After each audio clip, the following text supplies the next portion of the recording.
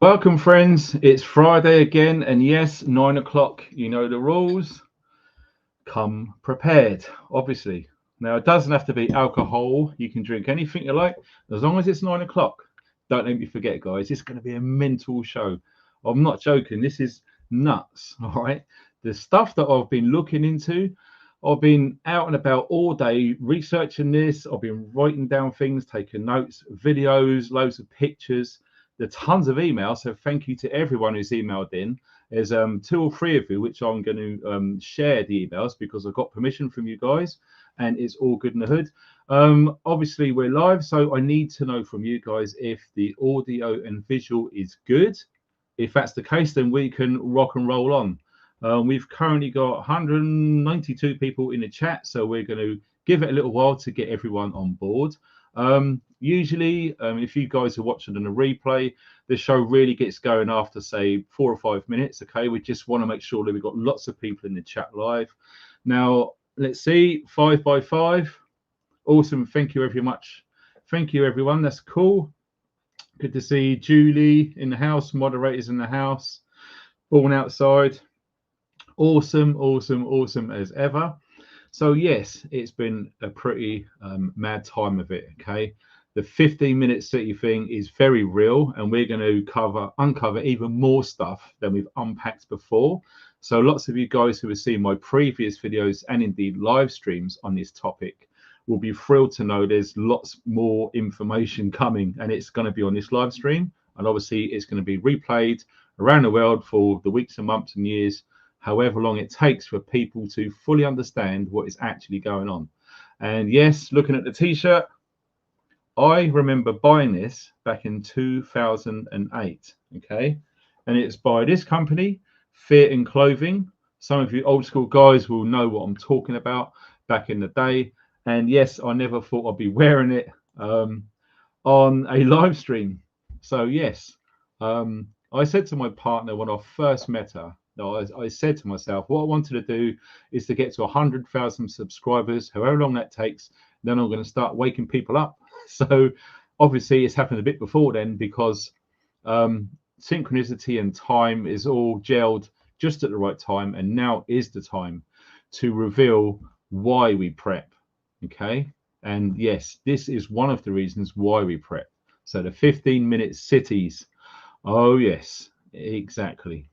It's going to be crazy. So 550 people in the chat. That's awesome. Let me have a look. So what we want to know before everyone else turns up is where you guys are from. I'm always keen to know this, because every single week it seems that we're getting people from countries that we've not seen before on here join on board. I just noted Engineered to Succeed. Hi, brother, over in the US. 4x4 fella. Hey, buddy. How's it going, Ben? Yeah, we got some Swindon. Well, there we go. Now, Little Carol, Swindon is going to be a 15-minute city, so you might want to pay particular attention to this.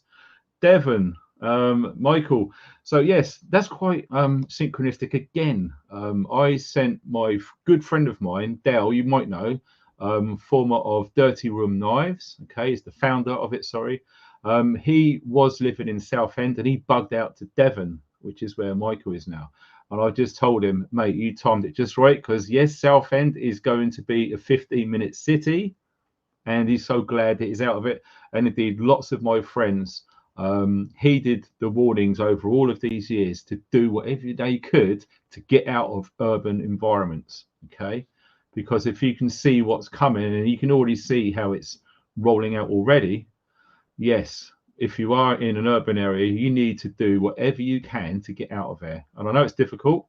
I myself was in an urban environment, and I'd done whatever I could to get out where I am, which is in the middle of nowhere in the mountains of Wales, because I need to protect my family. And the last thing I want to do is to put them at risk living in an urban environment with what is rolling down the road. And it is rolling down the road. So we got 766 people in here right now. So we're going to have a little look. We got, look at that, Lou in Cornwall. I love Lou. Do you know what? Lou is the first place that I ever brought my real knife when I was a kid. One of those Rambo knives, right by the seaside there. Awesome part of the world. So hello, Lou. You guys are awesome living in Lou. Who else have we got here? West Yorkshire. Awesome. I need to get to Yorkshire. I've never been before. It's supposed to be quite beautiful. Eastbourne. Awesome. On the south coast there. That's brilliant. What have we got here? Peterborough. Yes, that is going to be a 50-minute city. Yeah, you're going to be shocked when I reveal the extent of the rollout. Okay. What have we got here? Good evening from Bristol. That's going to be a 50-minute city, so hold tight. Lock and Load. Durham. That's beautiful. I've been up Durham. That's nice up there. If you want some space, go to Durham. It's just fields and fields of just peace and quiet. That's awesome. So who else have we got? We haven't got anyone from overseas yet, which is unusual. Lots of people in Wales, Fife up in Scotland. Here we go. Check it out. Voni from Alberta, Canada. Well, your president is just like most of the other presidents. Lots of them around the world now who have been positioned into places of power through the WEF Young Leaders Program. And indeed, I don't even want to call him a human being, but yeah, the guy in Canada, Trudeau, bad news. Seriously bad news. So 865, we're waiting to get up to 1,000. It shouldn't be too long. Who else have we got here? Here we go. UK Prepper Man Chris, moderator, awesome guy. He's got a YouTube channel as well. Check him out. Here we go from Staffordshire. Hey, Darren. Yeah, cool. He's got a new lorry. Awesome. That's always good, mate. Getting a new kit. Down in Kent. So yeah, obviously Karen. Hi, how's it going? A lot of you guys in Kent have probably seen the mass influx of the migrant crisis actually in real time down there. So that's got to be crazy. Who else have we got? Let me have a look. Skegness, talking of migrants, yeah, there was big issues in Skegness recently, John. If you saw any of that, crazy stuff that's going on. And here we go. My bro, bloody hell hot sauce, all the way down in the Isle of Wight. Keep it locked, Bo. Keep it locked. So who else we got? Telford, that is going to be a 15-minute city. Pretty much everyone that I'm going to read out, okay? It's nuts. Nottingham, Mick, yep, 15-minute city. It's insane what's going on. It really, really is. So we have got lots of people from all over the UK, but not many people from overseas, which is unusual. Maybe I should have publicized this video more, but I've just been so busy. This is the 3rd live stream this week, and yet it's worn me out a bit. Oh, thank God for that. Here we go. Blackout, laugh out loud. Australia. So we got the guy from Australia in the house. That's awesome. Phoenix, Arizona. John, good to see you there, buddy. Awesome. Where we got here? Here we go. Check it out. Wow. Spain. Different Gear TV. Spain. So, yes, we are pretty much there. And we got Gav from Londonderry. You're probably laughing at my accent there. So, yeah, check it out. We got some people from Australia in the house again. Perth, that is. Right. Okay. So I think it's about time we got on with it.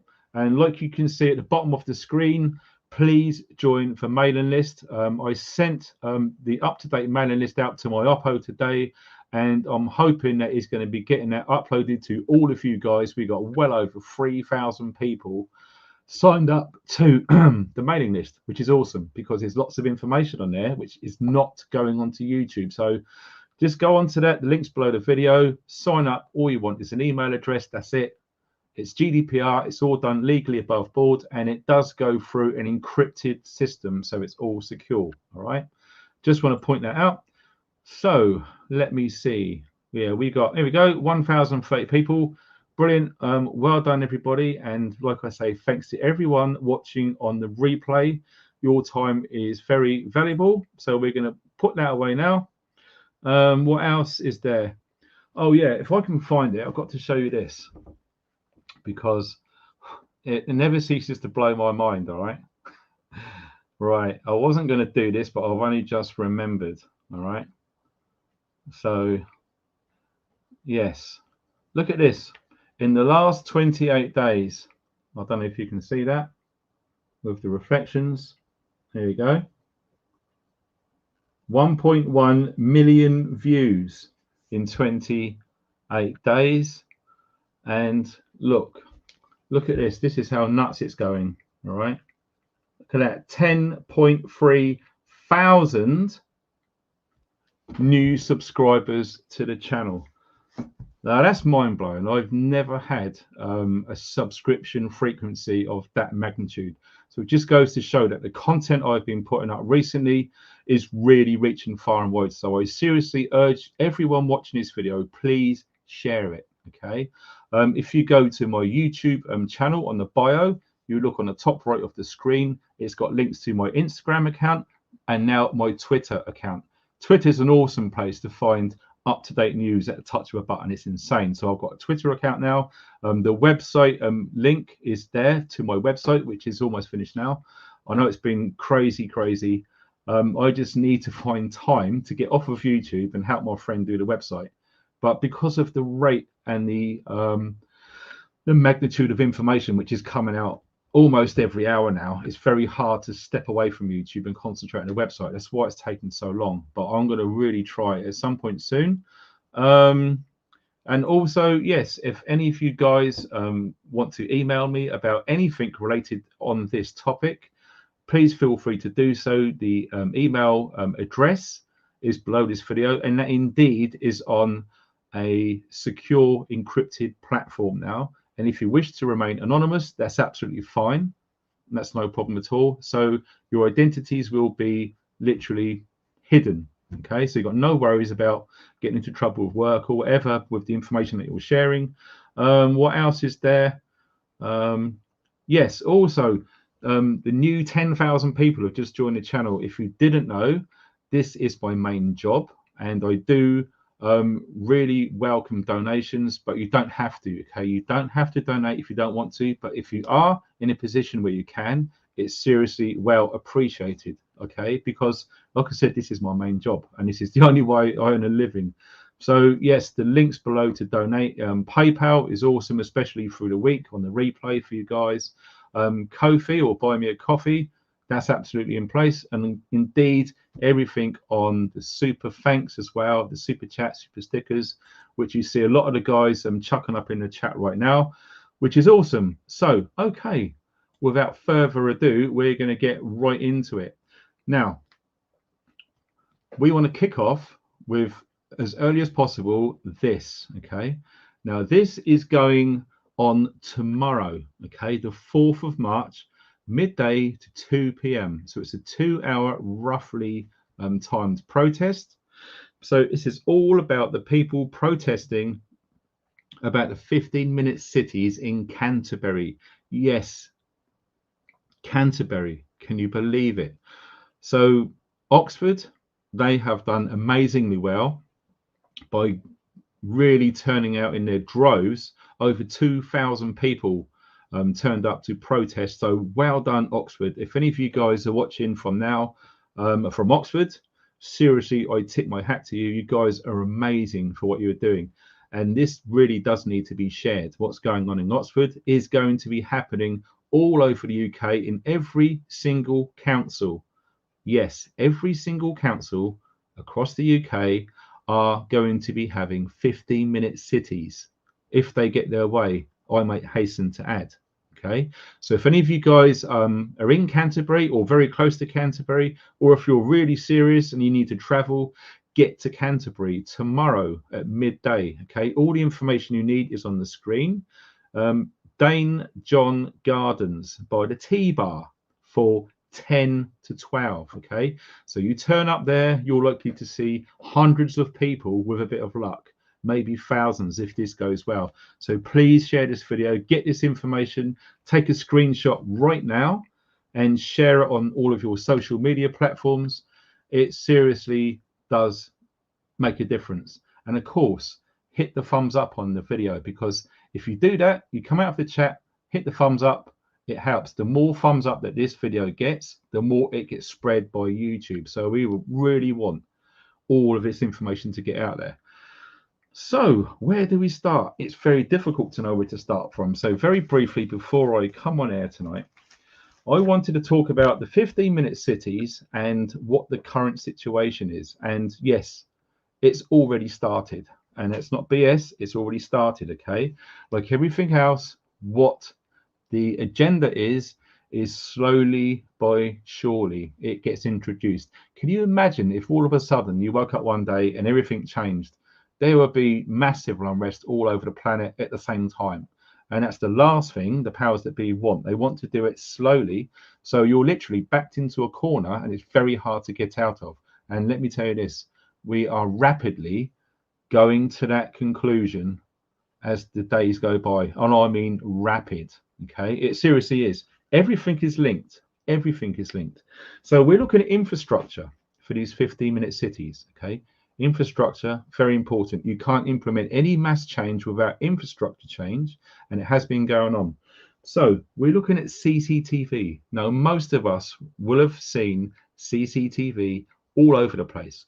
Not so much in rural areas, but let me tell you this: on all of the main road networks, there are CCTV. Most of them have ANPR, which is automatic number plate recognition. It's got highly advanced software in there to scan and read number plates. Okay, so anyone who hasn't paid their tax, their insurance, or the MOT's out or something, is a ping, and you'll probably get an automatic fine. Okay, so yes, CCTV is literally everywhere, and it is growing at an astonishing rate. Now, I remember reading years ago, this is probably back in about 2009, that the UK was in front back then, and it probably still is, as the most surveilled country on planet Earth. Okay, but the size of the country, with the population numbers and the amount of cameras, UK is way in front, more than China. Would you believe that? Yes, insane, isn't it? And also, we're looking at LTN, the barriers. Now, that is another part of a pre-infrastructure trial. Okay, excuse me, let me have a drink. So yes, we've done videos and we've showed a few pictures, and most of you have probably already seen these bollards, these barriers that have been put across roads, etc., causing absolute chaos. Recently, I'd done a live stream with a good friend of mine, Armand Cockroach, which was a few days ago now, and he's been in the London ambulance service for 20 plus years. Okay, and we was really talking about how these barriers are going to affect the emergency services. Okay, not just ambulances, police and fire as well. Okay, and yes, there has been real footage, not made up, of these incidents actually happening, where these barriers are physically stopping and slowing down the emergency services. So that is very, very bad, obviously. Okay, you're probably not going to be worried too much, but you're going to be seriously worried if it really affects you or your loved ones. Okay, so your mum or your dad, they've had a fall, they really need an ambulance, and there's these little stupid planters at the end of the road, and the ambulance comes around and they have to stop, get out, move them around, whatever it is. All these seconds are vital, and that was proven on the live stream from a 20-year plus experienced healthcare professional, my good friend who I've known for a long time now, Armand Cockroach. Okay, absolutely proof, no BS there. And also, lots of you guys would probably remember about when 2020 happened. Yes, 2020, the year that lots of things literally got changed in that 1 year. Have you ever heard the term, don't let a good crisis go to waste? Well, that's exactly what happened. Okay, if you look at Event 201, which happened in 2019, they literally discussed the whole scheme, the whole plan, what would happen if we had a pandemic, etc. And yes, they done every single thing that they said on that training exercise, which I believe was a training exercise. That's my own personal opinion. You're absolutely free to believe whatever you want. Okay, this is a no BS channel, and we are free to say what we want here. So yes, 2020, 5G. Yes, the 5G network was rolled out whilst most people were frightened and locked up in their own homes during the first lockdown. Do you remember? I remember. I took no part in that lockdown personally. I remember driving all over the place on empty roads. Okay, and yes, I never wore a mask. I went into supermarkets, and many times I was the only one in the whole store without wearing a mask. I refused to follow the arrows, the stupid arrows and the directions. I refused to do any social distancing whatsoever. There's no way I'm going to be dictated how I lived my life. And I believed all of that nonsense in 2020 was just pure BS anyway. You're free to have your own opinion, and I'm free to have mine. It's absolutely cool. All right. So, yes, whilst all that fear and stuff was going on in 2020, lots and lots of 5G infrastructure was being rolled out. I know quite a few people, and some of them, one of them was a friend I've got. She's up in Glasgow, and she was saying they'd just been putting brand new 5G towers right outside their kids' school when everyone was in lockdown. Okay, insane. And that was one of many, many, many stories. Like I said, if I change the banner quickly, yes, any information which you have, which you want to share with me, so then I in turn can go through when I have time and share it with everyone else. Anything to do with what I'm talking about, please send me an email. It's really important because there's a few guys who've emailed me already, and I'm going to be sharing what they said very soon. So yeah, we're still on the theme of infrastructure. So the 5G infrastructure is pretty much already in place. Okay. For some of you guys who don't know, when you go out for a walk, or even if you go out for a drive in your car, look at the street lights. Look on top of the street lights. If you see tiny little, say 2-inch stubby aerials on top of the street lights, they are 5G antennas. If you don't know much about 5G, the wavelength is very short, and the only way that they can get them signals over long distances is literally bounce from antenna to antenna. So the street light furniture, as some people have been calling it, is a fantastic infrastructure device for these people, if I can use that term, to actually get this hooked up. It's all part of a smart grid, and the smart grid will be everyone needs to have a smart meter. Okay, we're talking about cities and towns. Okay, so you've got a street light. One street light will probably cover whatever it is, 10 houses, maybe 2 houses, depending on how close the houses are. It's going to be sending and receiving data to and from your smart meter.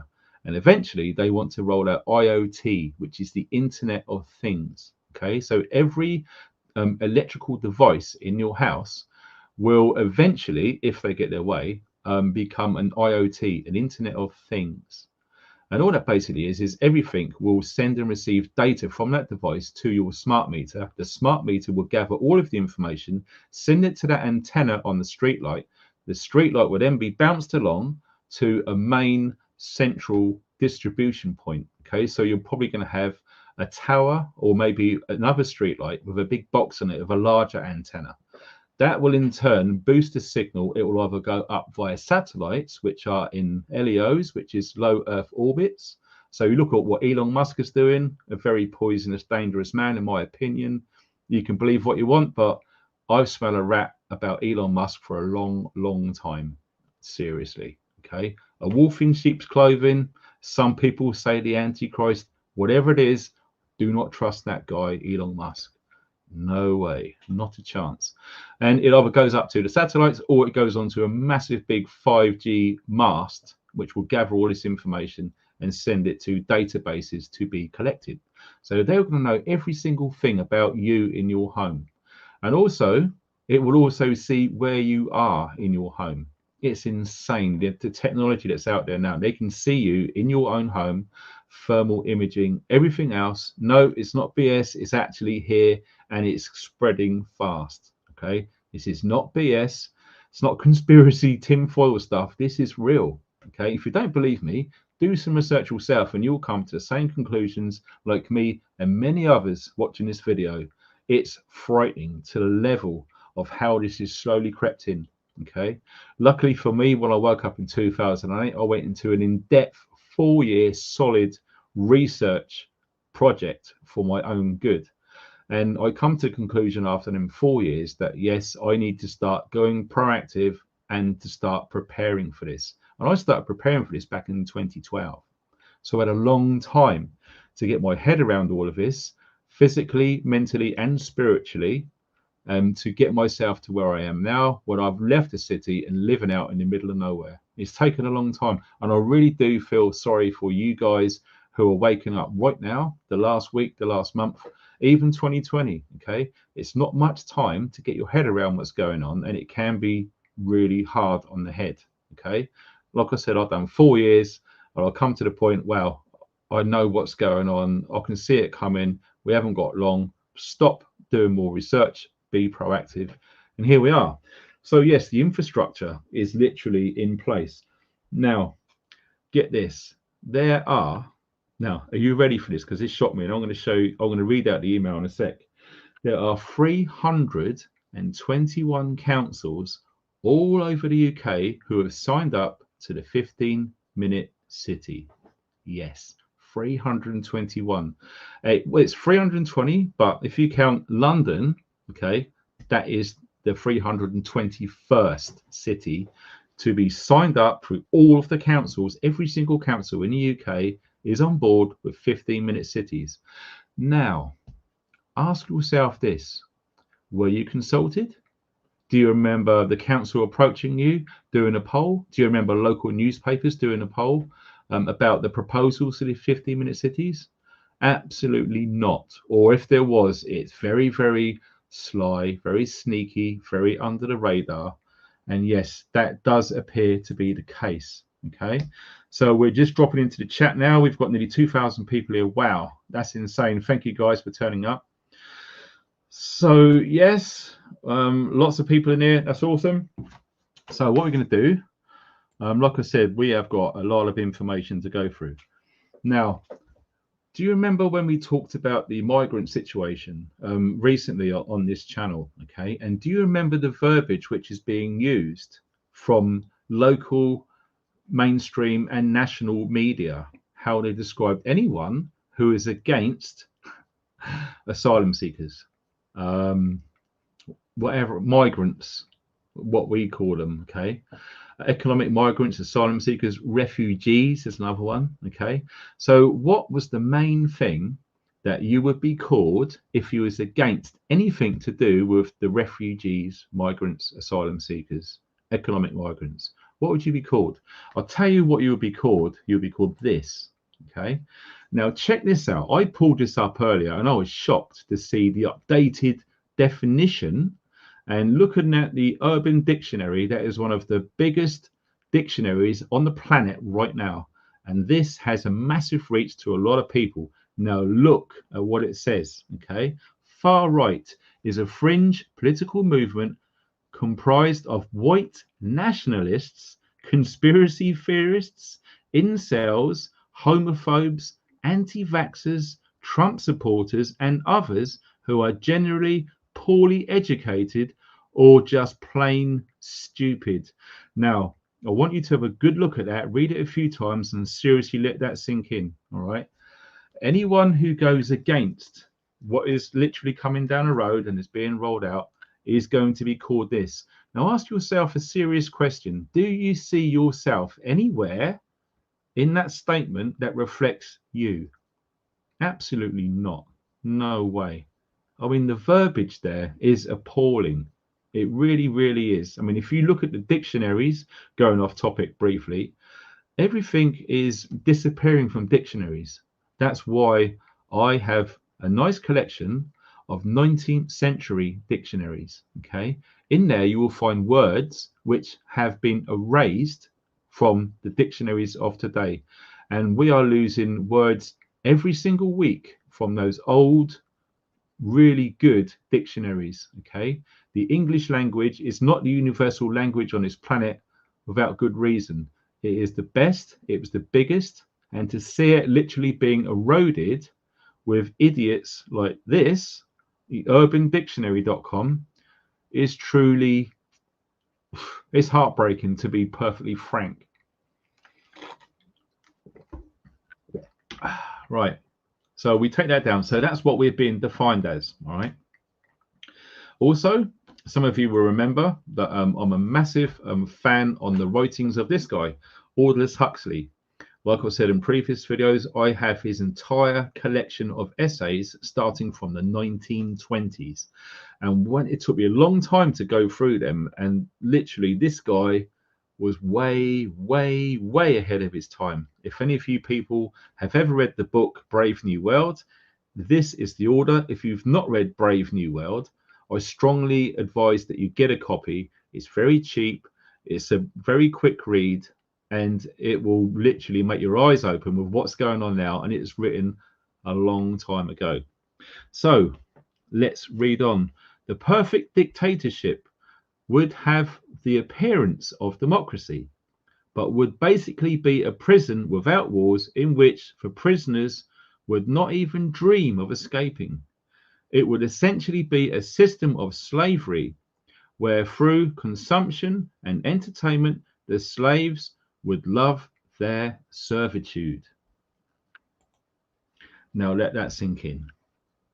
This is where it's going, and it's not BS. It's really, really not.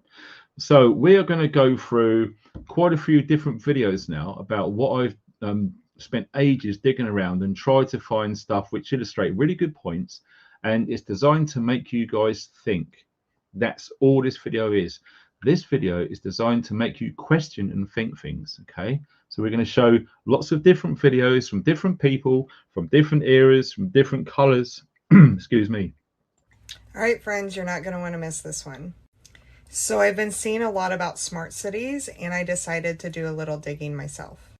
According to the World Economic Forum's website, 36 cities over 22 countries are participating in these smart cities, but many more is to come. So what is a smart city? A smart city stands for Surveillance Monitoring Analysis Reporting Technology. Basically, a digital ID will be given to every resident that will track in real time all of their daily movements, their activities, their spending habits, even their carbon footprint. They will be given 15-minute travel times to complete their daily activities unless they have a permit. And if they exceed those 15 minutes, they can be denied access to their spending and their activities that they need to do for the day. So of course you're like, I'm not going to move to one of those cities, right?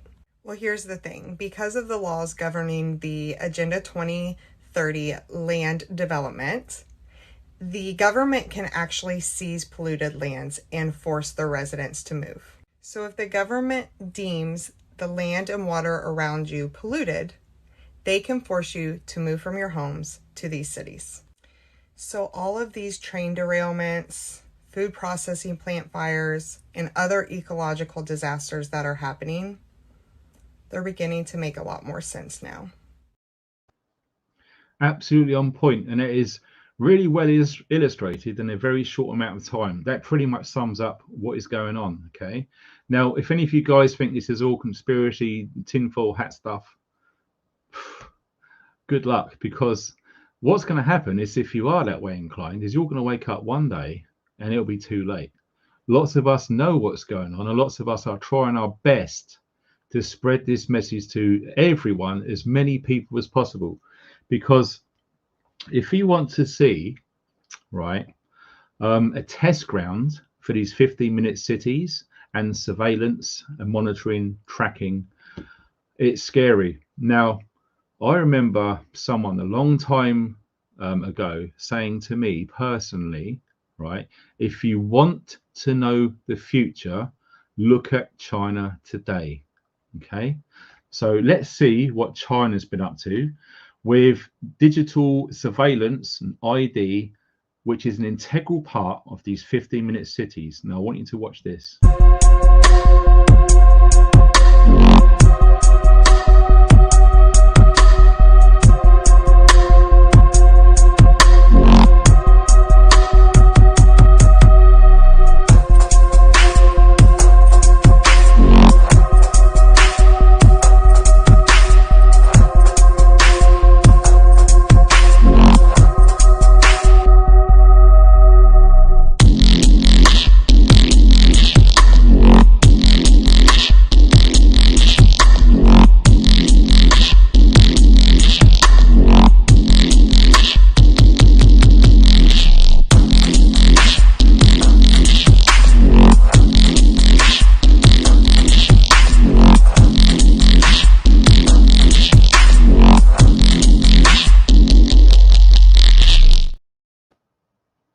Wow. If you ever heard that term, I'm an analog guy in a digital world. That's me. So automatically that puts me to the far right, apparently, and we're going to go into that later. So yes, like I said, China, they've been doing this for a long time now. Okay. So when you think, how the hell did China get all this money to do all this stuff? From you or I, this has all been planned for from such a long time ago. Okay. Who remembers Gil Scott Heron? Gil Scott Heron, an awesome musician. Okay. Work for Peace. That's an awesome song. If you look at the lyrics and some of his songs, he would just say, you know, America used to be a producer. Now they're a consumer, and now they have to dance to their tune. Bro, that guy had it spot on. And yes, guess what? The Americans and us British used to produce a lot of things. Who remember the best of British? Made in Britain, made in UK. Okay. Very proud of our stuff. And in fact, it's only the UK and the US, maybe some stuff from Germany too, made really good quality stuff. Okay. Now look at the stuff that we are all pretty much taking part in by buying stuff made in China. Okay. Or it's ridiculous. You know, some of the quality is so shocking, it's insane. Okay. You've only got to look at the bottles of water and stuff you buy now. I mean, can they make it any cheaper? It's so flimsy. I mean, you've seen it in supermarkets where these bottles of water are all bent and falling over. No one's going to buy them. It's just getting worse and worse and worse. Anyway, I don't want to digress. So we're going on to China again. About its 1.4 billion citizens.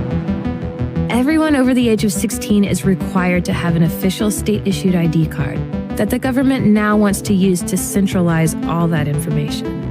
And China is investing heavily in tech companies to help transform that government data into a virtually omniscient surveillance network. One of those companies is Megvii.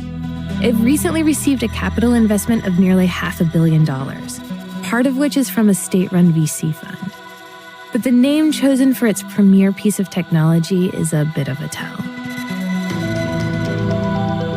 Skynet. Yeah. What is that? The Terminator is the favorite film of our founder. So they use the same name, but they want to put something good into this system.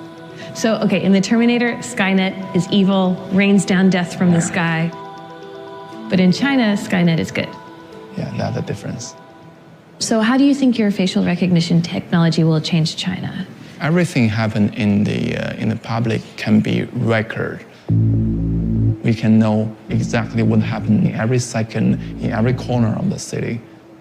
This is a video stream in a subway station by our smart camera, so we can capture every face in real time. Still like some criminal person is out there. There is the red box, so there is a warning to the police station that there is a criminal person, so I need to locate them. So when it looks out onto a crowd, it's tracking all these faces and it's cross-checking those faces against what? Criminal database. And how many fugitives have been apprehended through this system? Over 3,000 cases in nationwide. Yeah, just one year. In 1 year? Yeah, 1 year. Wow. So what you're working on now already seems like sci-fi. What do you think the future will look like in like 5 years? Have you seen a film just like a Black Mirror? You just stand there and your face there is a point. So maybe that is the future. But that's like a horror show. Yeah. Yeah. But I think that is maybe the kind of the future. Every people have their social points, I think. If you like spit gum on the sidewalk, it would yeah, your points, baby. Shocking. Absolutely shocking. Personally, I have not seen Black Mirror. I don't watch any TV. I don't subscribe to anything. In fact, a lot of us who woke up a long time ago don't even watch movies or films anymore. I can't remember the last time I watched a movie or a film, because once you get to that level of researching and awake and trying to keep on the pulse, you haven't got time to waste sitting down watching movies. That's my opinion. I just don't take part in it. I'd rather read a book. That's myself. Wow, 2,180 people in the chat. That's insane. So yes, that is literally what will be coming over here to the UK at some point, definitely before 2030. Okay, 7 years. 7 years. Yeah. Do you know what? If you had a time machine and you fast forward and got out of bed in 2030 in the UK, it would be completely different than what you see now, unless we all make a stand for this and do something about it. Because how it starts is what happened in Oxford, and we need to see that in every city council all around the UK. Okay, and like I said, we are going into springtime very, very shortly. Okay, so traditionally, typically, protests always take part when the weather is fair. All right, so I really do see a massive uplift in this information getting out there just in time for people to protest all over the UK. Now, I fully understand that from some perspectives, and I agree to some extent on this, that protests don't really do much. Protests actually are very good to spreading and sharing awareness. Okay, so if you go to protest in an average town or a city like Portsmouth or Oxford or wherever it is, when the locals start to see lots of people, i.e. 2,000, which is what happened in Oxford, when they see all of these people turn up and protest, they're going to want to know why. And when they start speaking to the people in the protests and they get informed about what's going on, some of these people just don't really know. And we're going to go on to some of that in a sec, or what happened in Oxford. It's insane. It really is insane, the amount of people that just don't know. And this is what the mainstream media want to keep in place. Okay, don't forget, anyone against all of this which is going on is deemed far right, racist, whatever it is, okay, which is complete BS. We know this. Well, you know, we are facing an uphill battle with mainstream media, and this is literally going on in the UK now. So I'm going to show you this. Like I spoke about earlier, when you have all of these ridiculous bollards put in place, this was a real-time call out from the emergency services to get to a patient, and they had to divert and go a different direction, because what you're seeing is madness, complete madness. All right. This is another thing. I'm not going to show you the whole video because some of you have seen it already. With all these zones in Oxford, that coach has just hit another coach because it can't get around the freaking corner. There's all these zones that nobody can get down because all this clean air bullshit. And he's just hit him because nobody can get past each other. You get down a road and then you... There we go, let's connect him again. This is Oxford Council. What week is it, guys? Is it in the night? Exactly. So like I say, I'm not going to show you the whole thing because some of you have seen it already, but yeah, that goes on for a couple of minutes, that, and it was just a passerby just stopped and thought, I'm going to film this because it shows complete stupidity from the council, to be frank. And like I saw earlier on in the chat, a good friend of mine, Chris, UK prepper man, is a long distance lorry driver, and I'd love to see him try and navigate through one of these 15-minute cities in those Arctics and stuff, which he is qualified to do. Bonkers, Chris, if you're watching now, mate. It seriously is mad. So we're going to go on because some of the stuff that I'm going to show you is insane. Now, before we do, at some point with all of this coming down the road, because the public were not consulted about this, okay? Now, if this was a true democracy, which is supposed to be by definition in the UK and the US of A, if this was a true democracy, surely the people would be able to vote whether they wanted something or not. At the end of the day, we are sovereign beings on this planet, okay? And we elected these people to make all of the tricky decisions and stuff. And anything which gets sticky should come to a public vote. Nothing really gets voted for. In fact, if there is consultations nowadays, it's only open for 6 weeks to 2 months, which is ridiculous considering the rate of change of all of this madness, which is just running down the road right at us right now. Okay, so at some point, it's going to be enough. That's enough! That's enough! For sure, that's enough.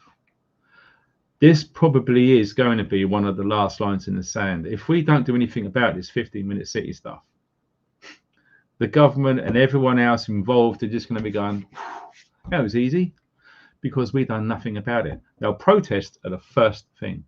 My way of thinking would be find out where all of these local council officials are. Find out where they live, and it's not going to be hard to do, by the way. Find out where they live and protest right outside their house, morning, noon, and night. Okay? Let's see how long they stick up for this BS agenda. That would be the most direct way to go. Okay? It only takes about 10 people to go outside the councillor's house, 6 o'clock in the morning, start banging pots and pans and shouting and jeering and stuff like that, just to raise awareness locally to what is going on. Okay. Now, some of these councillors might live in great big gated communities and big flash houses and stuff. You just don't know, do you? But that is what I would do if it was me going out there. Okay. So we're going to scroll down, and this is quite interesting. Okay.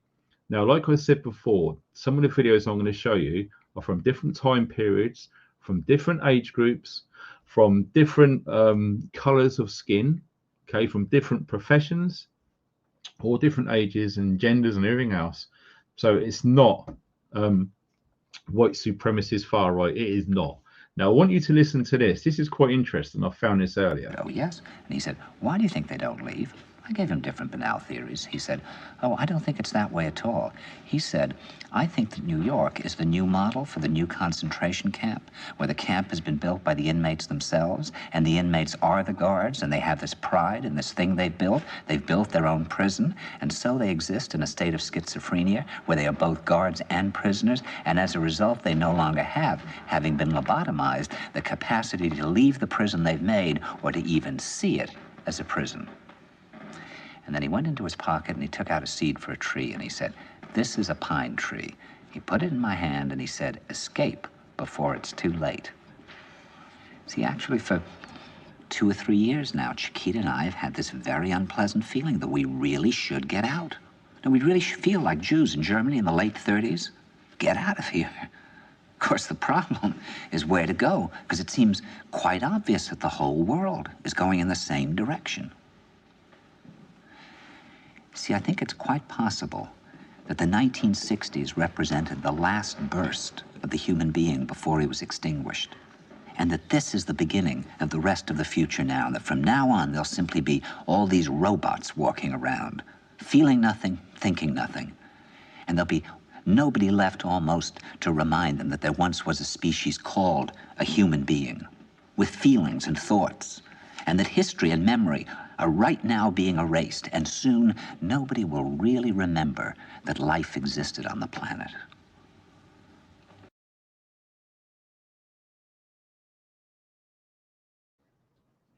Crazy. That was in the 70s. Can you believe that? Now, I do realize that there are lots of subscribers to my YouTube channel who are elders. We refer to these people, these awesome people, as elders. Okay. Now, some of you might even remember watching that film back in the 70s. Okay. Maybe not. But when you look at the rate of change over a long period of time, it's astonishing. And it really is a slow burn. That's what I call it personally. I call this a big slow burn, the whole thing, because if I was to roll out all of these implementational changes at a rapid time frame, it would just fall apart because it would be too obvious. They do it very, very slowly. Now, some of you guys new to all of this, all right, it's going to be really hard to understand, but this has been planned for a long time. And we're not talking 10 or 20 years. We're talking thousands of years. Thousands of years. This goes back, way, way back. Okay. Look at the Romans, Sumerians. It goes way, way back. All about controlling the masses, keeping them in fear, keeping them right on the edge, and every now and again let them let off steam. And typically that happens in the summer months, like I said earlier, when people protest. Okay, that's when people really do need to let off their steam. That's when you do. The weather's better, they feel better, they go out and they feel they've done something and they feel good about themselves. it's winter time, which is the hard one, which we're just coming out of now, thank God, which is lots of depressions and suicide happens around Christmas with bills and expectations and weather and everything else. It's very dim and depressing in the winter time. So there is that pressure relief valve, which is typical that it is pressed in the summer months. Okay, so going back to what we saw earlier about China. Now, this guy here, I love this guy, but I have a horrible feeling that is probably no longer with us. And you'll probably understand why after you've listened to what he has to say. If you go to China, they're piloting it a few years ago in Shenzhen. So I lived overseas. If you go to Shenzhen, back in 2017, they already had facial recognition cameras there. So if you jaywalked in Shenzhen, they would immediately detect that and send you a notification, and they would deduct money from your what they call WeChat account. They use two main apps, WeChat and Alipay. So you can actually deduct your money directly from your account. This is 4 years ago, so this is not like some sort of conspiracy theory. It's not something that's going to happen 10 years into the future. This happened pre-corona in China. And so this system in China that exists is extremely advanced. They can detect if it's a man or a woman. They can guess your age. They can detect what kind of car model it is, who the manufacturer is. This is the sort of technology that we see in all these dystopian sort of films and whatever. And people keep putting it off and thinking that this is something that's going to happen later in my kids' lifetime or my grandkids. It's already here. And if this gets implemented anywhere, especially in a Western nation, it's not going away. Israel is already talking about the fourth shot. Then they're going to be going to herpes, and they're going to ask if you're gay. They're going to be asking if you ate 3 pizzas this week because it's unhealthy. If you buy certain books in certain countries, your country doesn't like you. You'll lose points in the social credit score system. So this is already the reality of the world in certain places, and we need to be aware of that if we don't want that or if we do. And to be perfectly honest, anybody who wants this vaccine passport, it's a misnomer. It's total control. Everything you do or don't do will be calculated to the point where if they can detect your GPS signal, if you have a phone on you, they can detect who you're hanging out with. Oh, you're hanging out with somebody that said something bad 9 years ago on Weibo, okay, like a Chinese equivalent to Facebook or something like that, right? Oh, you lose 2 points. Oh, you bought Japanese books, you lose 5 points because you don't like Japan. This is what is going to come here because it's already there. And we're doing that a little bit with contact tracing for COVID, aren't we? So that they can see where you're at and who you're with. The simple reality is that the technology that CSIS has and all these big tech corporations, they already know where you are. It's just that they don't want to shock the system too much and admit that they have it. Edward Snowden revealed all this back in 2013. He fled to Hong Kong. They wouldn't keep him there, so now he's in Russia. Yep. But the NSA has all of your information. They know your Google searches from like February 9th, 2004 in a bunker in Colorado. Help me, Rhonda. Right? They have all this information. So, but they don't, like in the US, they have the Fourth Amendment. They're not supposed to track you forever, right? So they pretend they don't have it, but they do. Yep. If they really want to utilize it. Yeah, it just goes on and on and on. And I found it quite difficult to find the full size lengths of these clips. But to be frank, we've got so many to go through. I probably won't be able to show all of them.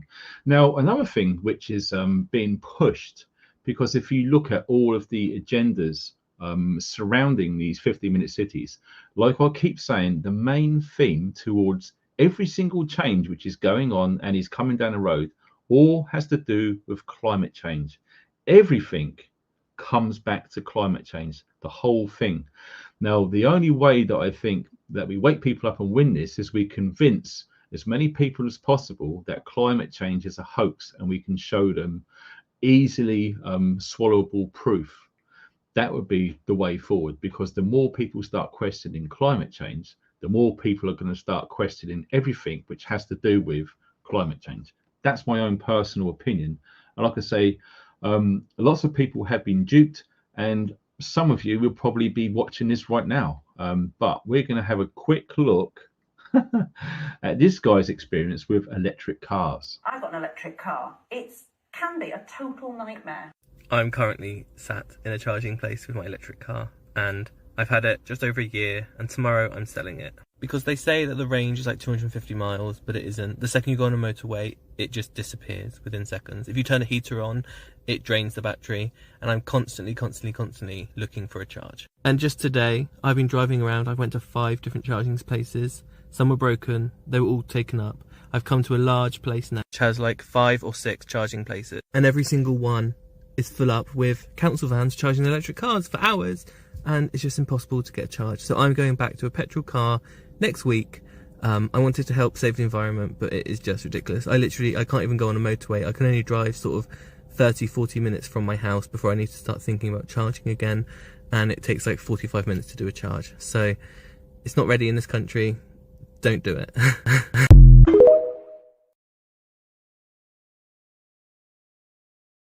That's it in a nutshell. Lots of people are being duped due to this climate change BS, which is being literally rammed down everyone's throats every day, everywhere, all from the mainstream media. And do you remember trust the science? Yeah, well, let me tell you a bit about scientists, if you don't already know that is. Most of us do, but some don't, okay? And it's important that everyone's on the same page to how we're getting to what's going to happen, right?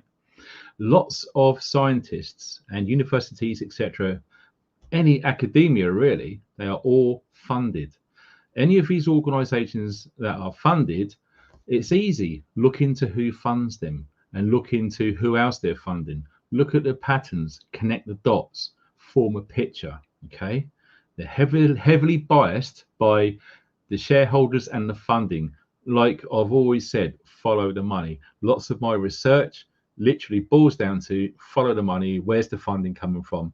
So if you really want to believe all of this mainstream stuff, right, fine. But when you start looking into it, if you can be bothered, you're going to find out who funds them, and who invests in them. And then you're going to see, well, so they're bound to be biased to their funding pools, okay? That's where most of this comes from. So this, you remember when I said earlier about the, yes, I've just noticed the time is 3 minutes to drink. So we're going to show this right now. Do you remember when I said about the 5G antennas on the streetlights? Okay, look at this. This is in Leeds. And if you guys in Leeds, stand to. Shit, look what's popping up everywhere now. They must be doing these through night. Right, that says Traxis on it. So obviously that's to do with tracking you. There's one there, there's one over there, and there's one there. Right, these are popping up everywhere, people, all over Leeds. Me and my pal have drove round. Seacroft, Gipton, Airils, Oakwood, round here. They're absolutely everywhere, people. This is your social credit score system. Your grid that's part of your 15-minute city. That's going to be attached to your digital ID and your central bank digital currency. So once you go through this and they don't like it, it's going to scan you. And they're going to fine you and take it straight out of your digital wallet. Now, this is bottom of South Parkway. One there, one over there. They're everywhere. They're all way around it. And then when you go right down there towards Wybeck Valley Road, right down at bottom there, on Alt Junctions, there's one there as well. This is the 15-minute city prison, people. What we're going to do. Many a video I've put out already showing you what's going on in Oxford. They're trialling it there first, and while they're trialling it there first, they're implementing this everywhere. They're putting it all over the place. They're building it around us, and this is all linked to 5G as well, because that's what the grid is, which is going to be linked to all them LED lights up there. Everything's going to be linked as a big massive grid. A proper digital prison. This is exactly like what's in China. You know, people, if you want to do a bit of research, go look into China's social credit score. And you'll see it, you know. There you go, another one. What's it saying here? CCTV in operation for the purpose of collecting roadside video footage for retrospective analysis to establish traffic flow statistics. You see, there you go again. So, is this them trying to do a ultra low emissions place like they've already done in London? You know, look, there's another one on that corner as well, on that post. These things are everywhere, people. Yeah, it just goes on and on and on. So look at that, bang on the time. I'm quickly going to drop into the chat. Also, let me see. If I go to this one, I'm going to have a look later. Right, yes, it's that time. So we're going to have a real quick break, all right? No joke. This is going to be a quick one. 2,500 people. Wow. You guys are awesome. And I hope you shared this video because we got lots more to come. And in fact, this video live stream might go on for a bit longer because we're not even halfway through it yet. We got to press on, all right? So I really do apologize for just not being actively involved in the chat because I've just got too much information to share. Now, some of you guys will remember from a long time ago, a friend of mine, a long time ago, introduced me to ale. Because back then, I was a lager boy. Well, I've worked my way up to Amstel, so I went off the lager a bit onto that. And then, yes, Hobgoblin. That's the start of all of my ale journey back in 2013, ale. And to be honest, I think it's been about 2 years since I've had one of these. So cheers, everybody. Let me just get this. New World Order.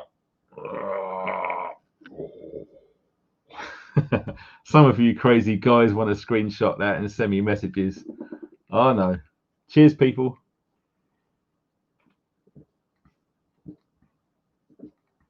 Oh, wow. I've got to drink that more often. Do you know when you get used to something and it's so good and you don't have it for a while, and then when you have it again, it's, oh my God, it's awesome. Right. I do apologize if anyone has donated. I literally haven't had any chance to see what's been going on. But if I get a chance at the end, I'm going to have a quick look and thank you guys because, like I said, this is my job now and donations are seriously welcome. So, okay, where did we get down to? So we looked at the CCTV in Leeds.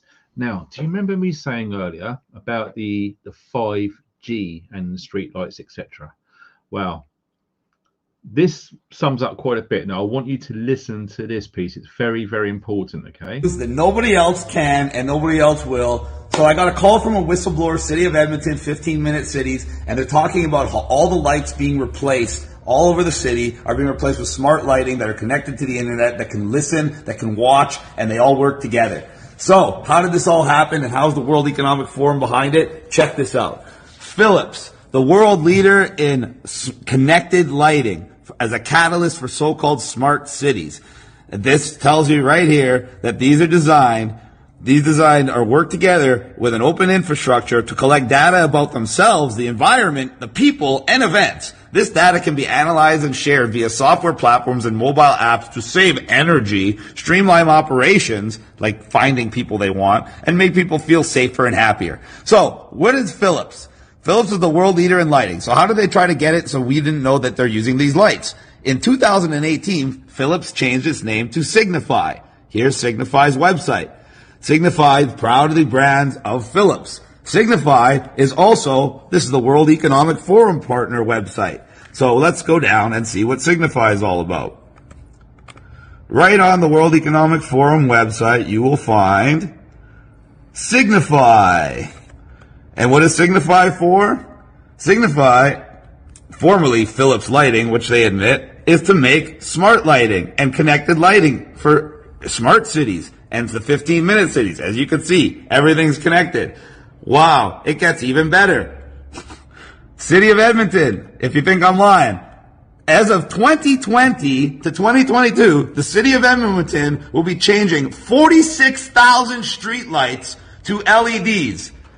These are LEDs is a euphemism for these smart trackable lights. So they're changing 82% of these of the lights in the city, and they say it's to save greenhouse gas emissions. But in reality, we know it's about track, trace, control. And now we have further proof that the World Economic Forum not only tells our government what to do, they actually provide them the companies and the means for our enslavement. And our government is more than happy to work with them and do everything they can to try to obscure it.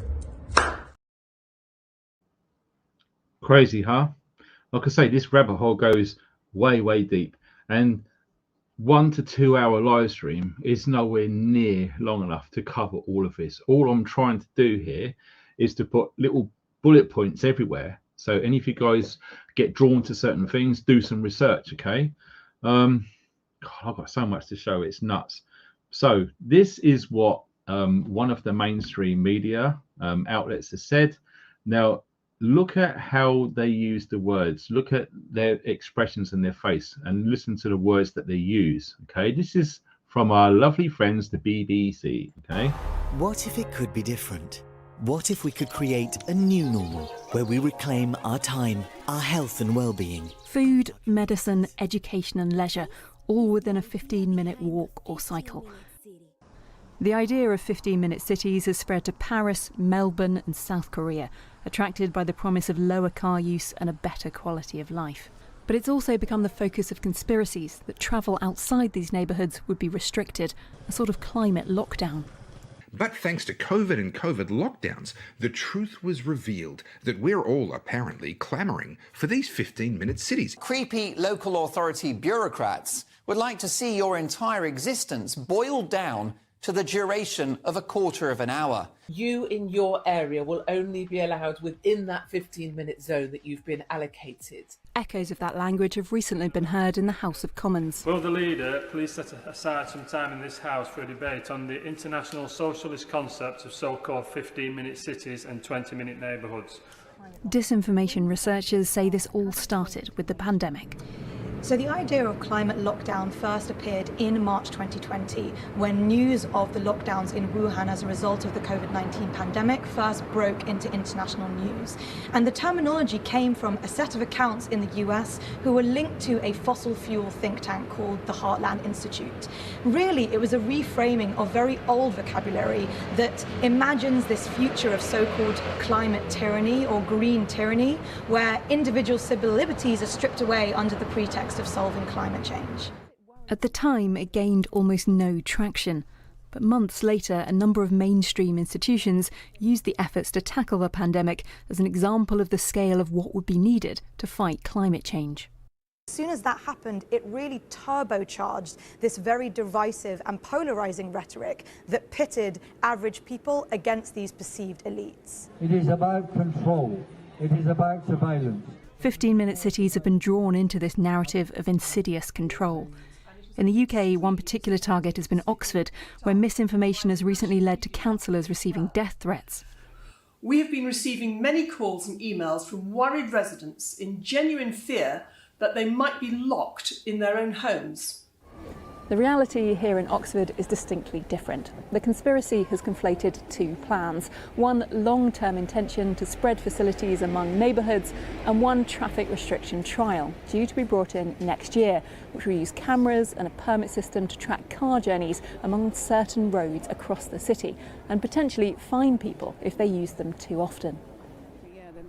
There are, of course, legitimate questions as to how these schemes are implemented. This is a traffic filter, and there will be 6 more of these rolled out around the city. Businesses, for example, reliant on drive-through trade. It's very much a message to visitors and shoppers, people visiting our hotels and restaurants, that Oxford is not accessible and you have to stay out of Oxford. Oxford has included multiple exemptions from the scheme, including for businesses, carers and blue badge holders. Visitors will of course be able to travel by other means, including public transport, or drive around the ring road to avoid the filters. But criticism has also been levelled at the way the proposals have been communicated. There were no great efforts for everybody in the city to be made aware of what's happening, and some people still don't actually know what's happening. You can see why certain people turn to conspiracy theories. The council say they've been consulting on the idea since 2019. There is a wider point in all this, though. Behavioural change is seen by many experts as a crucial part of achieving the UK's legally binding climate targets. The UK's Climate Change Committee has, for example, urged the government to create plans to reduce demand for air travel and help change people's diets. This recent concern and conspiracy shows how these kinds of policies are communicated may be central to their success. What we find in research is actually if you're completely transparent about nudges, so if you about the idea that some policy proposals are designed to change people's behavior and what the government thinks are positive ways, if you actually state what the goals are of the nudge, be transparent and honest about it, it doesn't reduce the efficacy of those types of initiatives at all. When it comes to the future of travel, though, disinformation has already taken root.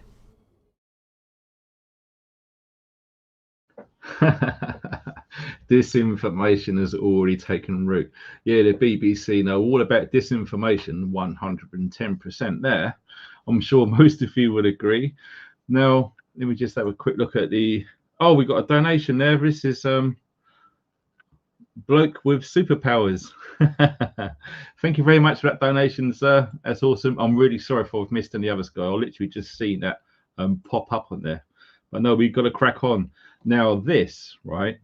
This is from that nasty car salesman looking person. I don't even want to use the word person, because I would say if this guy was on his own, he'd have no chance, right?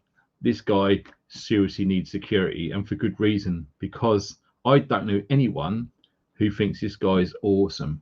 Now, I want you to look at the verbiage, or listen to the verbiage that this guy uses. Now, you're going to know exactly what I'm talking about right now. There are objections in 2006 when we banned smoking from public places, and there are objections now. What I find unacceptable, though, is some of those who've got legitimate objections joining hands with some of those outside who are part of a far-right group who are... Some of those outside, some of those, let's be frank, let's call a spade a spade. Some of those outside are part of the far right, some are COVID deniers, some are vaccine deniers, and some are Tories. Look, hang on. The mayor has a right to be heard, right? Don't look. This people's question time is an opportunity for you to have an exchange of views, not to heckle or shout, please. Otherwise, we could end this very, very quickly. Now, to those people who've got legitimate concerns,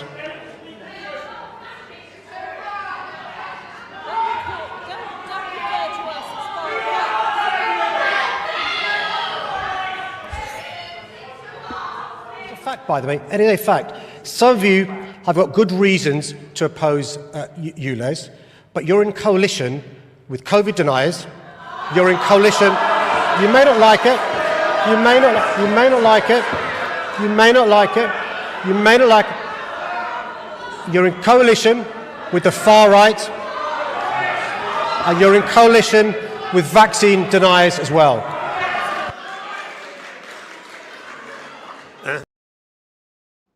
Oh, you just want to, you really do, don't you? That guy, well, there's not many people that get under my skin, but that guy there, I'm going to put him straight into that same horrible club as Elon Musk, 100%. Man, if you trust that guy, you seriously need to really have a good look at yourself. Seriously, that guy is some evil bit of work. He really, really is. So we are going to be moving along. Now, like I said before, Oxford. Now, some of you may or may not know, but yeah, the really awesome people of Oxford literally took to the streets. Now, there were reports of this protest being over 2,000 people. So for a city, that's pretty good for an initial protest. Because let me tell you this, the more people that see what happened in Oxford, the more I'm going to be guessing that other cities around the UK, all the way through spring and summer and indeed autumn, are going to be doing similar protests, because the people need to sort of vent something. They need to bring awareness. Okay, just say for argument's sake 2,000 people went to a protest in 2 months' time in Newcastle. Okay, now after that protest, whether it's a whole afternoon into the evening, whatever it is, 2,000 people went there. Now people are going to mingle, they're going to turn up to see what's going on, and at the end of the day there could be 3,000 people who are on the same page. Can you understand what I'm saying? Because it's a great opportunity to share information. People going to these protests, they're literally taking flyers, little business cards which they've made, handwritten notes, whatever it is, and anyone they've not met before who are saying, why are you here, what you're doing, and we start talking to them, you can start to see them come on board. You hand them information and get them to share it with their friends and family, and so it will spread. Okay, Lots of people aren't keen on sharing information online, and for a very good reason. So a great way to do this is old school, which is written down on paper, whether it's printed or handwritten, doesn't matter. Information is information. And this could be freely exchanged through hands without any track and trace stuff, okay? Yes, I know there's cameras there, but you know what I mean, you have to be clever, and you can easily slip someone some information and they can go home, read it, share it, etc. It's really, really cool. And indeed, that actually happened in Oxford, and I can see it happening everywhere else.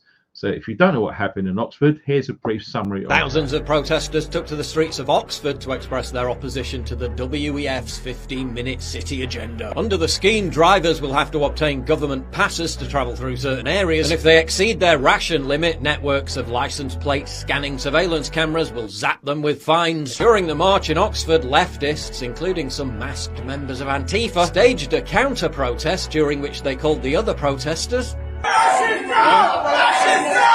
residents would only be able to drive through the controlled area 100 times a year. That's twice a week. Yeah, tough luck if you're driving to work 5 times a week. You'll either have to pay the fine every day. That means people with older cars will be forced to pay a tax of £12.50 a day, every day. Who drives older cars? The poor. It's a tax on the poor, and the left is marching in favour of it. It has nothing to do with the environment and everything to do with population control.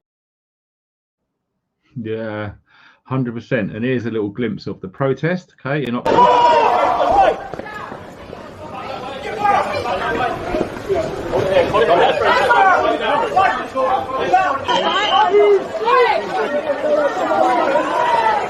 Hold on this! Hold on now! Sorry mate, I am actually here. No, don't push me! Overreaction! Overreaction!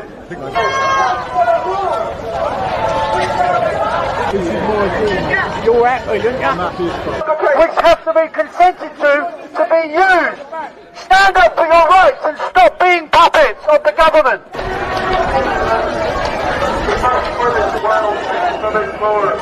No 50 minutes!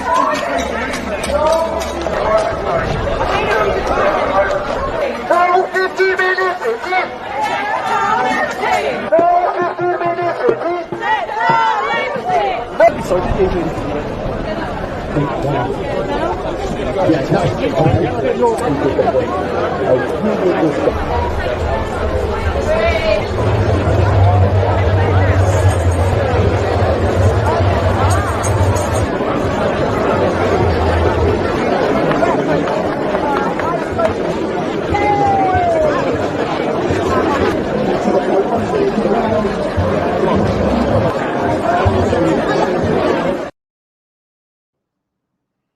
I know, absolutely bonkers. I mean, we are going to be seeing that a lot over this year. I can feel it. I just know it.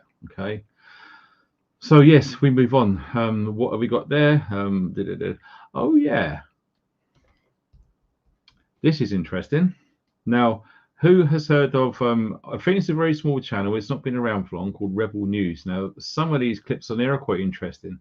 Like I said before, when you hear the people who are against these 50-minute cities, they are not extreme right-wing, white supremacist, racist bigots. They're absolutely not. And in fact, if you studied the footage I just showed you of that protest, there's representations of every class, every race, every colour, every religion. Everyone was all there because they've had enough of control. And they can see where it's coming because these people are not stupid. They can see what's coming. It's only the stupid people who don't know what's coming. And for them, it could be too late. But all we can do is try and share this information, which is why sharing this video and others like this are very, very important. So this is quite interesting. I thought I'd share this with you too. Many people are waking up to the idea that these 15-minute cities are not for the benefit of your ordinary working man and woman.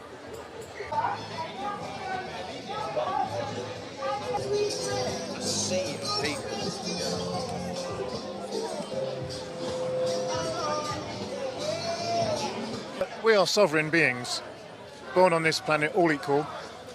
We create governments to help us manage things, but actually they're a creation of ours.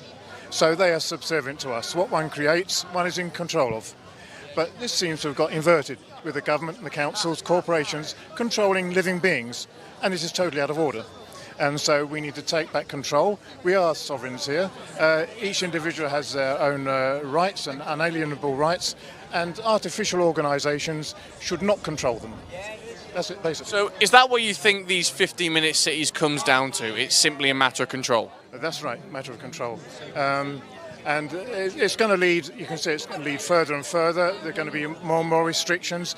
Once it's established with digital ID and digital currency, people are going to be totally controlled by the elite. And they're the ones who control our governments because of, the way money flows.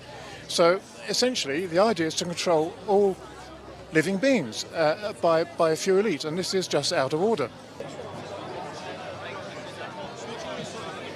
So tell me about your experiences here at this protest today. So 2 girls came up to me earlier, just said, what's this about? Didn't really know. So they weren't part of the march? Not part of the march at all. Came up and said, what's it all about? And I explained them what they're going to do. They're going to section the city, ANPR cameras, etc., etc. Absolutely no idea that was happening. Never heard about it. And they both live in a village outside Oxford. And what were their thoughts about that? They were absolutely floored. Couldn't believe it. And horrified. And I said to them, couldn't join in then. But they were going shopping. So, but, it was interesting. A, it was interesting that they'd bothered to ask. And B, it was interesting that they hadn't got a clue it was happening. And they lived just up the road.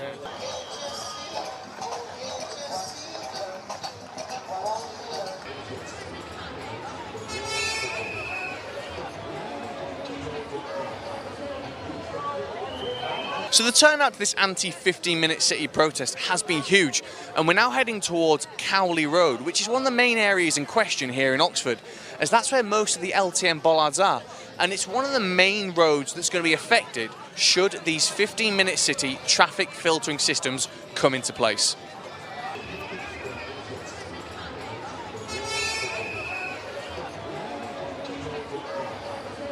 And I will stand for Mayor of London against an in-charge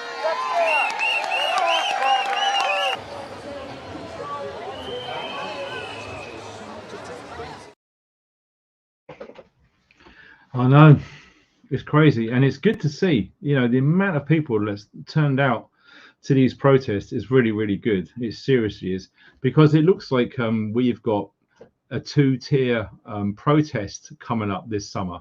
One of them is against the immigration into this country, and the other one is about these 15-minute cities, 20-minute neighborhoods, and the ultimate is smart cities. Now, who wants to see an artist's impression of a smart city? This is how they're trying to sell the idea to the unsuspecting citizen. Okay, so if you love your little energy saving light bulbs and your bags for life and all of that sort of thing, and you've got an electric car and you buy the Guardian and all that sort of thing, well, they're going to try and convince you that this is how it is going to be. All right, now I want you to look at this, and I want you to imagine how you think it's actually going to be if they go ahead and do this rollout of 15-minute cities. Check this out. Introducing the new horizon for Riyadh. This is the new Murabba, the world's largest modern downtown. Born from a nation's vision to create a new way of living, a place designed around people, inspired by our culture, closer to nature, work and play. With 80 state-of-the-art entertainment venues, a new home for hundreds of thousands of residents, a new university for global students, and hotels welcoming millions of new visitors, creating jobs and contributing to the GDP. And at its heart, a new icon, the Muqab, the world's first immersive experiential destination, helping to make Riyadh one of the top 10 most livable cities in the world. This is the new face of Riyadh. Experience a new horizon. New Murabba.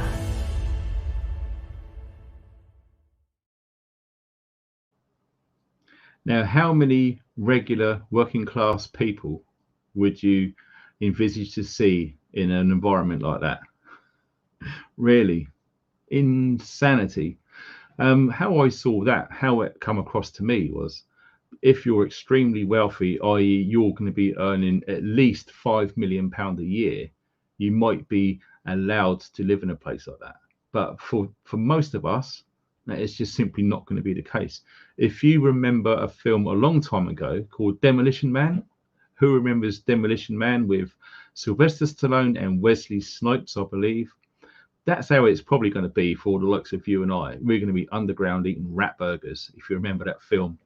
Okay, hit the thumbs up if you've seen Demolition Man, for sure. That's how this could pan out if literally we just sit back and do nothing about this.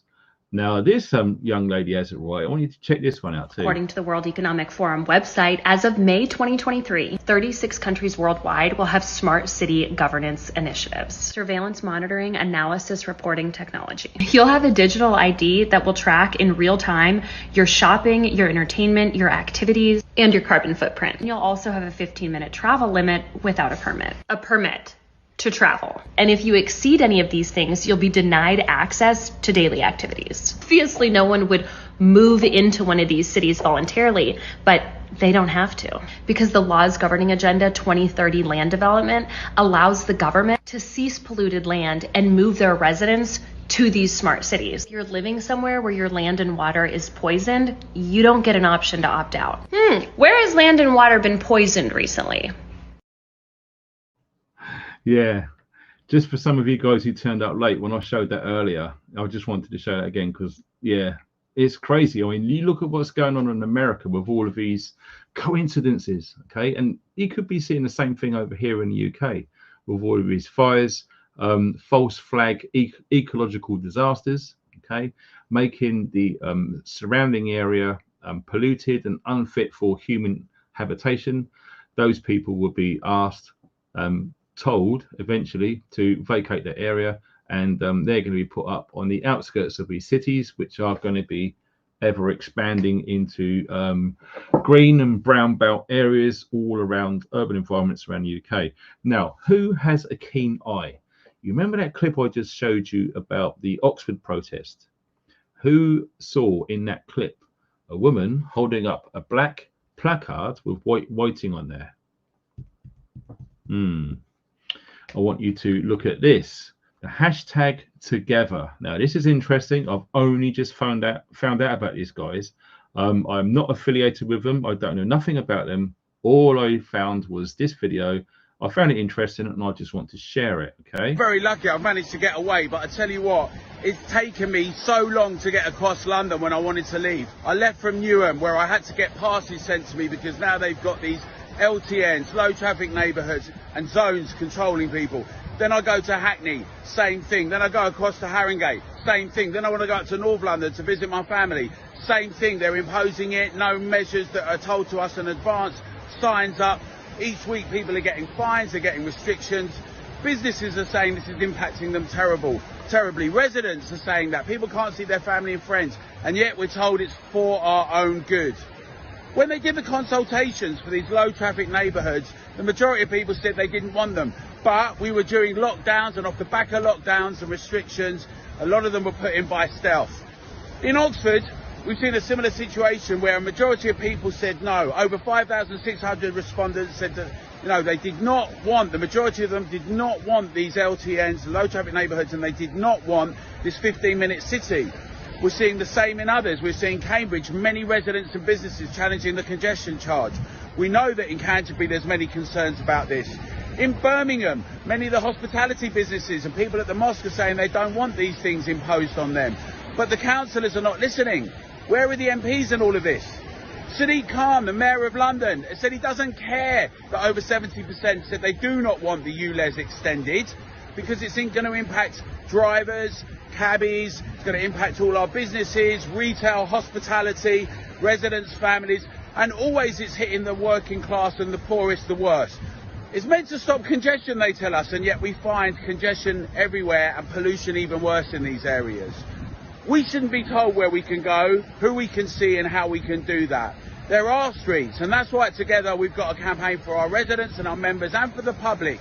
Free our streets together. We want to take back democracy. This is an imposition on our lives. We don't want the LTNs, and actually we don't want the 15 or 20-minute cities. Get involved, sign this form. Let's take back democracy together. Let's free our streets.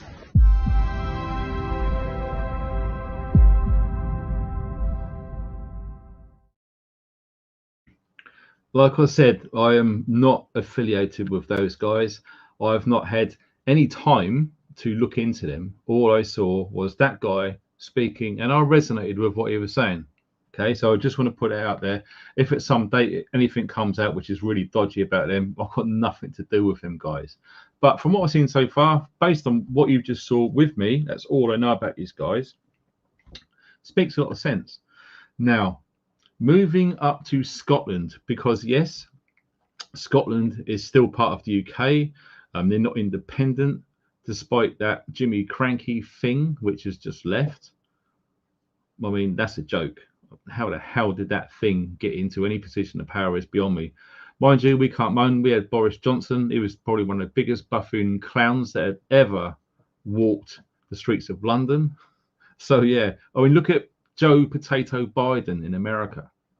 I mean, this is clown world. Have you ever seen that on the old social media there, clown world? It really is. How the hell did these people get in charge? It's just, I don't know anyone who voted for any of them. It just seems absolutely wrong. So yeah, we're going up to Scotland now.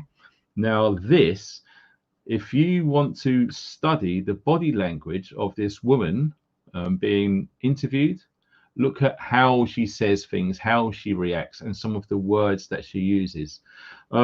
Definitely 100% part of the agenda, definitely leading towards the left, and she feels that she represents the majority of the population of Scotland. Now, I'm going to leave it entirely up to you whether you agree or disagree with her. Personally, I wholeheartedly disagree with everything that she's saying, but I'm going to let you decide after you've seen this. Well, in Scotland, we talk about 20-minute neighbourhoods, and this is actually something that's been discussed by the Scottish Government and by local authorities for the last few years. So here it's not a particularly controversial idea, and watching the conspiracies develop around this over the last few weeks, the last month or so, has actually been really interesting, really fascinating. But the idea of it, I mean, I suppose at one point in time we would just have called it a community or your local high street. But the idea is that you have access to everything that you need within a 15-minute or 20-minute walk or cycle from your house. So you would be able to get to the GP, you would have all the local shops that you need, you would have green spaces.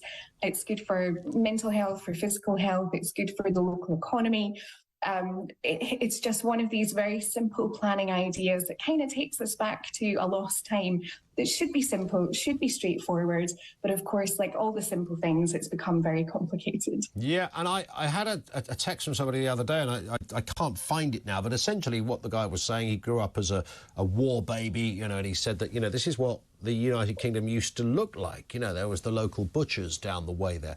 The kids would play in the local park. The doctor's surgery was over there. The local pub was over there. And it was kind of how we just did business. And then we all complained and lost our minds when these big out of town, you know, when the home bases and the Tesco's all legged it to a big roundabout on the side of a motorway. We thought, we've got to drive in our car now and get all the way over there to go to, you know, these big industrial parks that had, you know, huge possibilities, and they were amazing, but very different to the old community. And people complained about those because they said, well, you know, what happened to that sense of community? Yeah, I mean, what do people want? There's all complaints, as you say, about these out-of-town retail parks, but then when we try and bring things back into the way that they used to be, back into having a sense of community, people aren't happy about that either. But, you know, specifically around this, there have been so many rumours propagating about how people will need to get passes in order to leave their 15-minute vicinity. There's going to be cameras watching. I've read something about gates being a possibility of going up, and all of these things are complete and utter nonsense. But I think it's been confused with the low emission zones that are coming into certain cities. Yeah. That, of course, limits people's car use. people, I think, find it very difficult to be sensible about cars when it comes to increased taxes or limiting the use of cars. And then, of course, we have the post-pandemic issues of the proliferation of anti-vax movements. This sort of feeds into that. People have concerns about lockdowns. So any sort of notion that they might be shut into an area is worrying for people. And, you know, I have sympathy about people misunderstanding this, but really it is a misunderstanding, and it is very much just about having exactly what you need on your doorstep, just having amenity. Indeed, but I suppose that because there is some truth in this idea. I think Oxford Council in England are piloting this idea that, you know, you'll have 100 passes a year to use in the way you travel in certain zones. I think the city will be divided into zones. Now, you're right, that is largely about, you know, whether people believe it or not, but it's largely about the emission zones and things like that, and congestion. But of course, what's happened is that the minute you start mentioning cameras and limited journeys, then that sparks this belief, well, hang on a second, I'm not free to travel in my car over a certain amount of journeys per year. That does feel like there is almost a penalty on this, as decreed by the local government. And then you start to throw in fences and other cameras and facial recognition, and you've got the complete story, I guess, Katrina. Yeah, these things are all issues that people feel uncomfortable about, and I think that is understandable. But at the same time, the damage that's been done to the planet has taken a very long time to build up, and we need to tackle that. And the measures to tackle that have to be short and sharp. They have to be swift. But people are very attached to their cars. They feel like they need to have a vehicle to get around. And in the context of not having everything you need on your doorstep, that can often be true. Yeah. I was just going to say, though, I mean, it's a lovely idea that everything's on your own doorstep, but could this ever work? Because you would be talking about substantial infrastructure, both from the state and the private sector. You know, we'd have to have more shops being built. We'd have to have more parks being built. We'd have to, I mean, goodness me, it's hard enough to get to see a doctor these days anyway. You know, the idea that they're going to suddenly start building a GP service at in every borough would be extraordinary. Certainly, it needs to be a combination of public and private sector and third sector all working together. In quite a lot of cities, it wouldn't take too much to adapt things to have a 15-minute neighbourhood or a 20-minute neighbourhood happening. But it's when you start going out into urban areas that it becomes a lot more difficult. Yeah. So I think part of the idea is for town planners to have this as the basis. Nothing to worry about. People are getting the wrong end of the stick. Blah, blah, blah, blah, blah. Wow. Who does she think she is? Insane. This is what the mainstream are pushing out there. Now, the thing that sort of grates me a little bit is when you study their body language of these people. It's almost like when they talk about anyone against them, there's always that smirk, that smug look. Do you know what I mean? That, like, no, these people, no, they're stupid. They don't know what they're talking about. Nothing's going to happen. And their body language. Lots of people, you know, they're used to seeing actors on movies and TV programs, etc. And they just believe in all of this stuff, which they're pushing out on the mainstream, which is just pure bloody insanity. It really is. And I do apologise for that clip being so long, people. I realised that a few of you just stopped watching. And yeah, fair play. I mean, that was the longest clip. That was 5 minutes. I have got a few more clips left, but they're only about a minute or so long. Okay. But yeah, what's going up in Scotland is insane. Now, unfortunately, I did have a few emails lined up and a few slides as well, which I could make out of those. But to be frank, what I'm going to do is, because those emails are research based, I've just been thinking whilst I was watching that, what I might do is I might do a separate short video based on just that, because I didn't want to try and cram it all into this, because this has gone on long enough as it is. I mean, what is it now? You know, 1 hour, 40 minutes or something like that. So don't worry. The guys who have emailed me, I promise I'm going to make them a short video on that, because more people, I think, are going to actually just see the real meat and potatoes about this. Now, there's one guy in particular who's done a serious amount of research so far, 70 hours straight. And this guy is telling me that he's prepared to do up to 2 years research just on 15-minute cities. Now, it's very, very important to sort of try and get that in its own video, because what we need to do is we need to find people out there who are watching my videos who have the time. You know, lots of people are volunteers, a lot of people are unemployed, lots of people are retired. Lots of these people have time on their hands, and lots of them are probably coming to the realization that they don't really want to waste their life watching some BS movie or some video or TV program or whatever it is, and they find it interesting to research and to become a journalist in a sense, a true journalist, not a repeater like David Icke once said.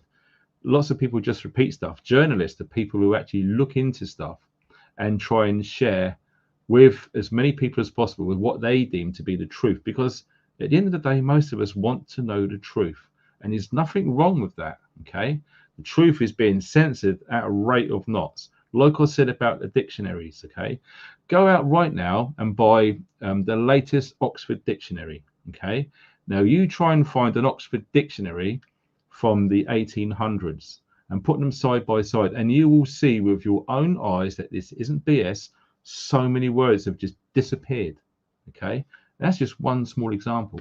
There's big changes. There's censorship. Everything's being covered up. In fact, if you're trying to do some online research into things, you're going to have to go for about 40 pages of just mainstream stuff rather than anything independent. Okay, it's getting very, very hard to search the truth. It really, really is. Okay, so we're going to crack on, and this woman here. Now, I'll be honest, right? I don't know this woman, but when I played it and my partner overheard it, she come over and said, "Oh, that's Katie Hopkins or something." I don't know who she was. Okay, I've got no idea, but she's really sweet, and I do like what she has to say. And yeah, so yeah, want you to watch this. This is pretty. You will only have 15 minutes of freedom here in the UK. So let me tell you the plan. The plan is in Oxford, and this has just been passed by the council, to divide the city here into, a bit of a squiggly city, into 6 parts. So 1, 2, 3, 4, 5, 6. And you will only have the freedom to operate in the part that you live. So if this is you, the idea is that everybody will live within 15 minutes of the things they need. 15 minutes of a school, 15 minutes of a doctor's, 15 minutes of a supermarket. And if you want to travel to the other zones in your city, or maybe soon your town, you will have to go out an approved route. You will have to journey around the outside of the city in order to re-enter another section of the city. This plan is supposed to be saving the planet. And the idea is that you won't simply be able to cross over into other sections of your city anymore. So if your mother, for example, lived over here, you wouldn't be able to just go across and see her. This would all be done via e-gates, electronic gates, and number plate recognition. You in your area will only be allowed within that 15-minute zone that you've been allocated. The number plate recognition will know if you leave your zone, and you can apply for permission, a permit to leave your zone and travel to another zone, but you'll only be allowed to do this about 100 times a year. This is real. I just have to stop and say that. This has actually been passed by Oxford Council. This is happening in the next 2 years, 2024 it begins. And if you use up all your 100 passes that someone designates whether you're allowed to have to go into the different zones, you'll be fined. Your number plate will be recognised. It will observe that you've gone somewhere you're not allowed in your own city, and it will fine you £100 or £80 or whatever the fine number is. This is coming your way. This has already been approved in Oxford. I love her. I seriously, I've got no idea who she is. I don't know. I think she was big in the 90s or something. I really don't know. Okay. just reminds me of Bridget Jones, just bonkers, that bird, all right? Going back to what we saw earlier, do you remember that clip I showed you that was done in the 70s about the two guys in the pub talking about how the possible future could be and how pretty damn accurate the guy actually was? When you can see what's going on, literally not just in the UK, but lots of places all around the world. Okay, ever since 2020, that was literally one big red fire button that got pushed, and all of these acts, laws, blah blah blah. Like we keep saying, never let a good crisis go to waste. And they used that stuff that happened in 2020 to their advantage big time. It really was massive. And who has heard that phrase? The bigger the lie, the more believable it is. So many people fell for it, and they still fall for it now, which is unbelievable. You know, the level of manipulation, tactics, brainwashing, indoctrination, all of these words, okay, the amount of it is staggering, because the amount of money, the amount of brains behind all of this has literally been picked, the cream from the crop, from all of the professors, all of the scientists, all of the funding, all of the military, all of the security, etc., etc., etc. It's all gone into this massive plan, which is just literally boom, boom, boom, rolling down the road. It is bloody bonkers. So I want you to listen to this. This is from 1994.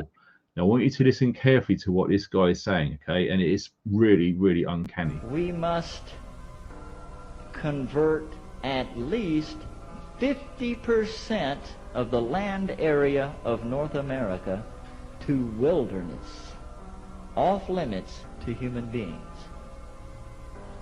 Those core wilderness areas are to be interconnected by wilderness corridors off limits to human beings. Those wilderness areas are to be surrounded by buffer zones that may have limited resource use under the supervision and permitting of the federal government, in collaboration with non-government organizations. Human population is to be resettled into the remaining 25% of the land, into communities that are described as sustainable communities.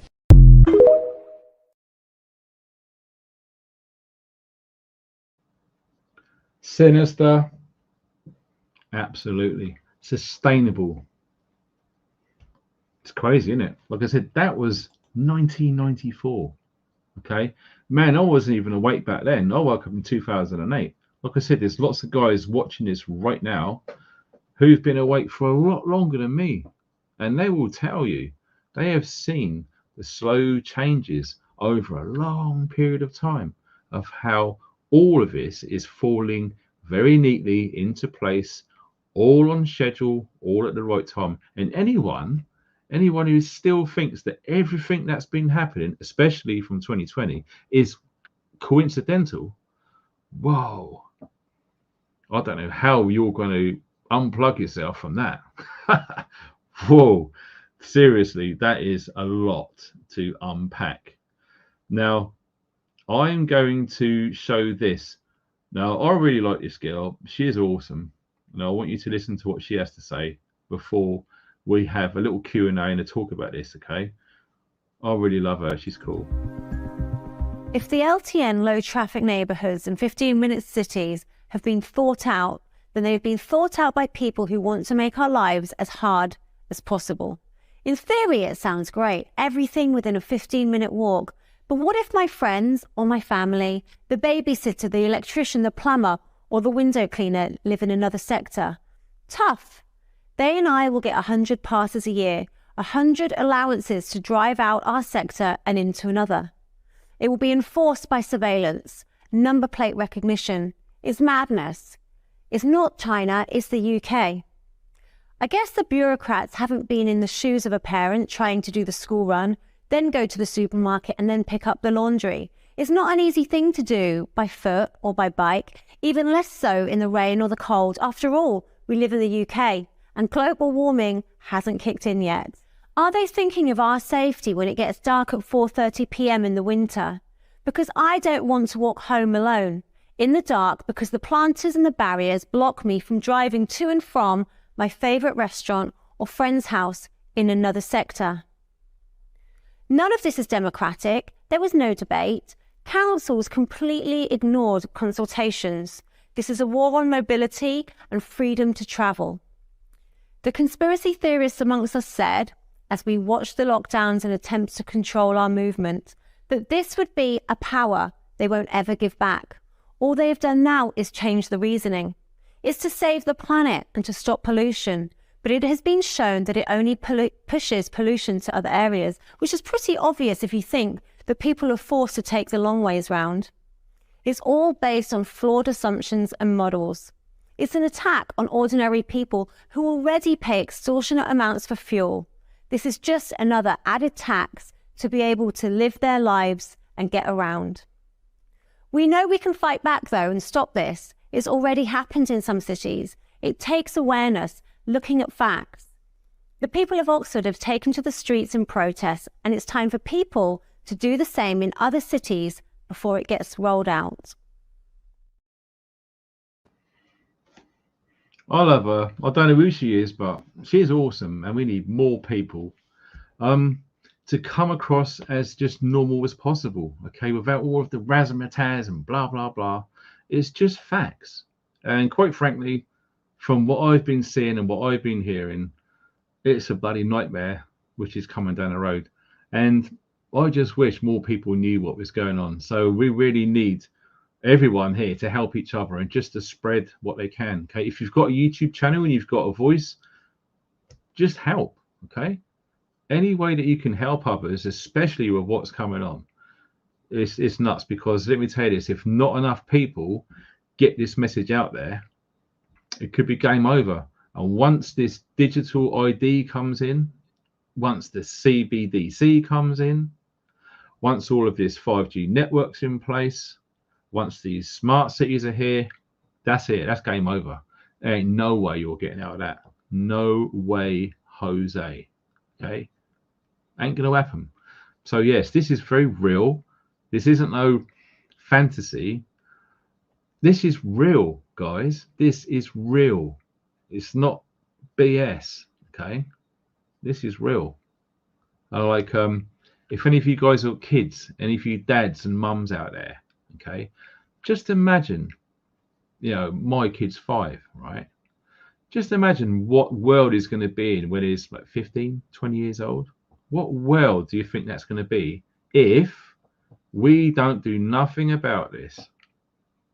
I don't even want to imagine what that world is going to be like. That's why I'm doing my bit to share and help as many people as I can get this seriously important information out there. Okay, because I don't want my kid growing up in some digital prison, because that's what it's going to be if not enough of us start speaking out about this. Okay, local MPs, local government, that is where we need to be.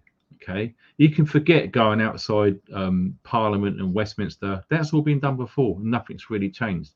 In fact, the only time when things nearly changed was when the poll tax protests, then it went on to riots. When they got so close to Downing Street, the government was literally that close from literally bugging out to a bunker. That's how serious that got. And when was that? That was in the 80s. What are we now? 2023. We've had nothing close to those poll tax riots. Nothing close at all. That's why all of this stuff has just literally just run down the road. Every door's being closed. Because, let's face it, we just haven't got the balls anymore. And that is the long and the short of it. If we had balls, we wouldn't be where we are. Lots of people are frightened, and yes, I get it. I do get it. Because people feel they have a lot to lose in this day and age. Back in the day, in the 30s and the 40s, people didn't have much. Okay? You go into someone's house, there'd be a few bits of furniture, maybe a radio, maybe a black and white telly in that time. People didn't have much. Okay? More people stood up because he didn't have much to lose. Now, people would say, I've done really hard to get this job. We're just about getting enough money to survive and pay all of the bills and have all of this crap around our house. I don't want to go to a protest and get arrested and go to prison maybe because I'm going to lose all of this. Well, the more people think along them lines, absolutely nothing's going to change. There's lots of people out there who really need to sort of step up to the plate now. And the problem that I'm seeing is, like we've exposed with the migrant situation and the Antifa far left, oh God, I can't remember the name of that organization, but it's Hope Not Hate, that's it. These people are going into our schools trying to rearrange the minds of our children. If you have kids at school and they're going there and they're getting drip fed all this poison, you can try and get it out of them when they come home from school. You can try and unschool them. Mate, these people are professionals. They're going to get right inside children's heads with all of this stuff. And over time, they're going to grow up and literally become one of these left-loving sided people who would absolutely love the idea of a 15-minute city. They love the idea of literally hundreds of thousands of migrants flooding into this country, taking everyone's jobs. I mean, let me tell you this. I recently found out that there's a hotel in Bilf, Wales, which is going to be having migrants in there very soon, literally right near where I live. Okay. So yeah, people think, oh, it's fine.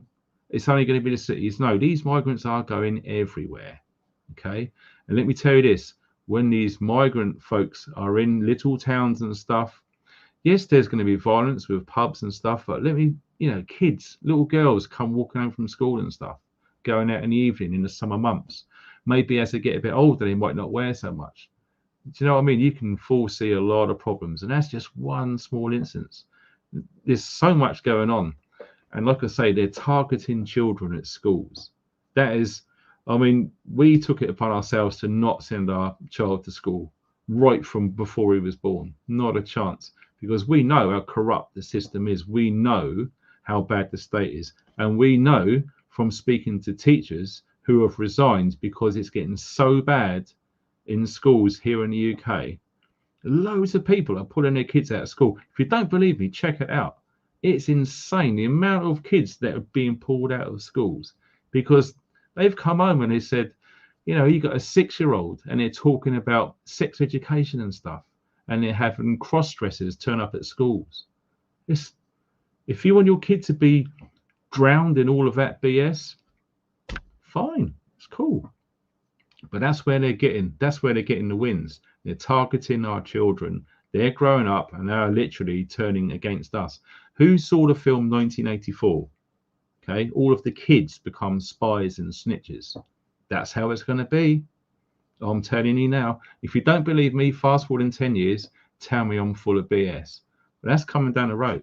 And people need to start doing something. Not just doing a couple of little posts on Instagram or whatever, and then that's the end of it. Do something. If everyone done something, this could all stop real soon. And I mean real soon. People need to start sharing this information and having a think, organising, planning, and doing something, anything. Like I said, if any of you guys know anyone who have access to a printing press or anyone who produces leaflets and T-shirts and all of that sort of stuff, they're the guys who are literally going to be the generals on this battlefield, because information online is going to be so hard to share and it's going to be so heavily censored. No one's going to be able to censor literally posters, stickers, leaflets, etc., flyers, literally going door to door, okay? Because this information is very, very important. So I hope you've enjoyed tonight's show. I'm so gutted that I didn't have time to fit everything in because there's still more information there. It's just bonkers. I mean, I could literally do live streams every single night about this topic alone because there is just so much information just incoming, all right?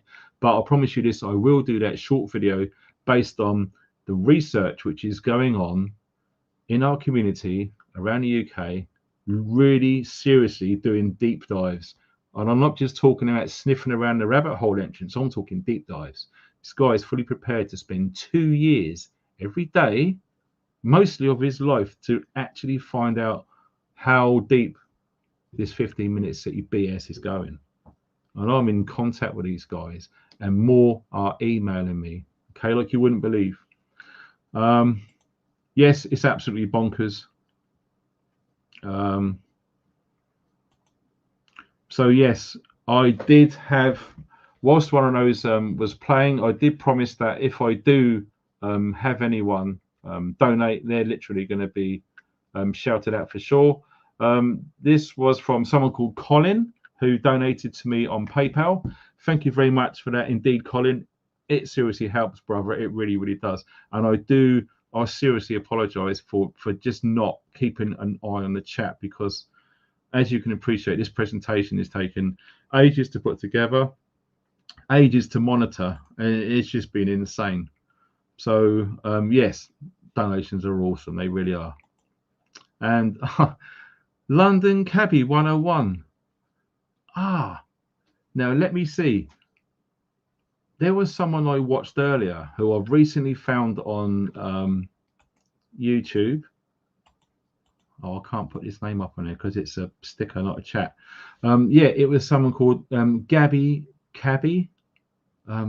Is it Colin, the Gabby Cabby or something like that? Some of you guys might know what I'm talking about. And oh, Wendy, bless you for that. That's awesome. Yeah, if you can stick it up in the chat, because I need to get this right. It's something like Gobby or Gabby Cabby. But yes, he is covering a lot of the stuff in London. Okay, he sounds like a London boy. He might be Essex, I'm not sure. Andy Gabby Cabby. There you go. Dude. Time Lord, you're the first up. I think it's that one, Andy Gabby Cabby. But yeah, he's literally doing pretty good intel on the 15-minute cities, the ULEZ stuff going in and around London, the low traffic neighborhoods as well. But there are a few of us. There's more people coming onto YouTube and sharing this information now. All right, which is really good. Gabby Cabby, yeah, it's something like that. Anyway, I don't know. It might be Andy Gabby Cabby. It looks like to be that way. Yeah, thank you. I'll keep that up on the screen. So if anyone wants to check out that guy, it's pretty cool. He only does short videos. It looks like he sits in his garage and he just does a few slides on the screen and talks about it. Very important. Okay, very, very cool. By all means, check out that guy. I wish I had the link I could have chucked under the video, but it's been so busy. Go on there, watch his videos, comment, tell him what I sent you, because I wouldn't mind seeing if I can do a live stream with that guy one day. It'd be cool, because I'm an independent researcher. This is my job, and this is what I do for a living. And I want to reach out to other people here in the UK doing a similar thing, because together we can both transgress our information together on the live stream, so more people get more information, and more people will come from his channel to mine and mine to his. I think he's got 30,000 subscribers or something like that. So yeah, absolutely, I'm fine with helping others 100%. So I think that's what we need to do. And like I said, I think the time now is we need to find out where our local councillors are who are involved in this. And you can easily do that by going onto your local council website, look into the people who are in charge of environmental and traffic, stuff like that. And sometimes they put them two together, okay? Environmental. So if you look at who's in charge in your local government of environmental issues, look into them, look at what they're doing on social media. Lots of them have got Facebook pages, some of them are on Twitter.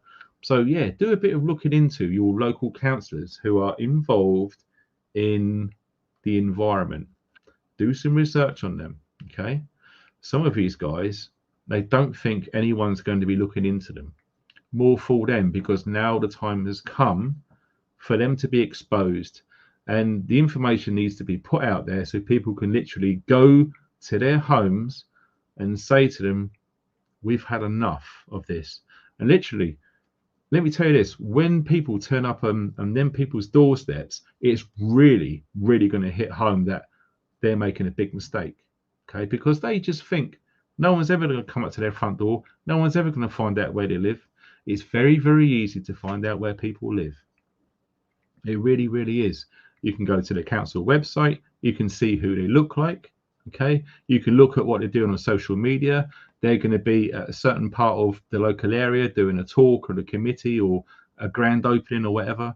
And all you do is you just covertly follow them. They might go back to the council. Eventually, they're going to have to go home. They're going to get followed home. Their address will be revealed. People will go outside their homes and they will peacefully protest until they're going to be either handed in their notice, they're not having this. That's the only way. Because I think it's a waste of time going to proper government in Downing Street and in the Houses of Commons. I think it's pointless. I think you need to go to local. I think that is how it needs to be from now on. People need to look at what's going on locally, find out who's doing this, and literally protest literally on their doorstep. Seriously, I think that's the only way. Okay, that's my opinion. That's what I believe, because when pressure is applied in certain parts of the machine will break down. And I do believe that's where we need to start. Find out where these councillors are, where these MPs are, okay, and literally protest. Make them feel that they're making a big mistake. And they are. I don't think they probably fully realise what they're actually doing. They're all taking part in this horrible monster machine, which is literally going to ruin this country. If it isn't ruined already, by the way. So I just saw... Oh, wow. Melanie, thank you very much for that donation, my dear. Oh, that's so kind. That's awesome. Really appreciate that. So what we got here, I just saw... Here we go. Bo, bloody hell, hot sauce. All I'm going to say is we wear the silver, we wear the black, don't get in our way. Lots of you LA Raiders guys will know that. Okay. Bo, I love you, brother. And absolutely, people need to start doing something now. Okay. I'm putting myself out there. I've got a lot to lose. Mate, just get it out there, spread the word. And if I can find it, I have to show you this quick.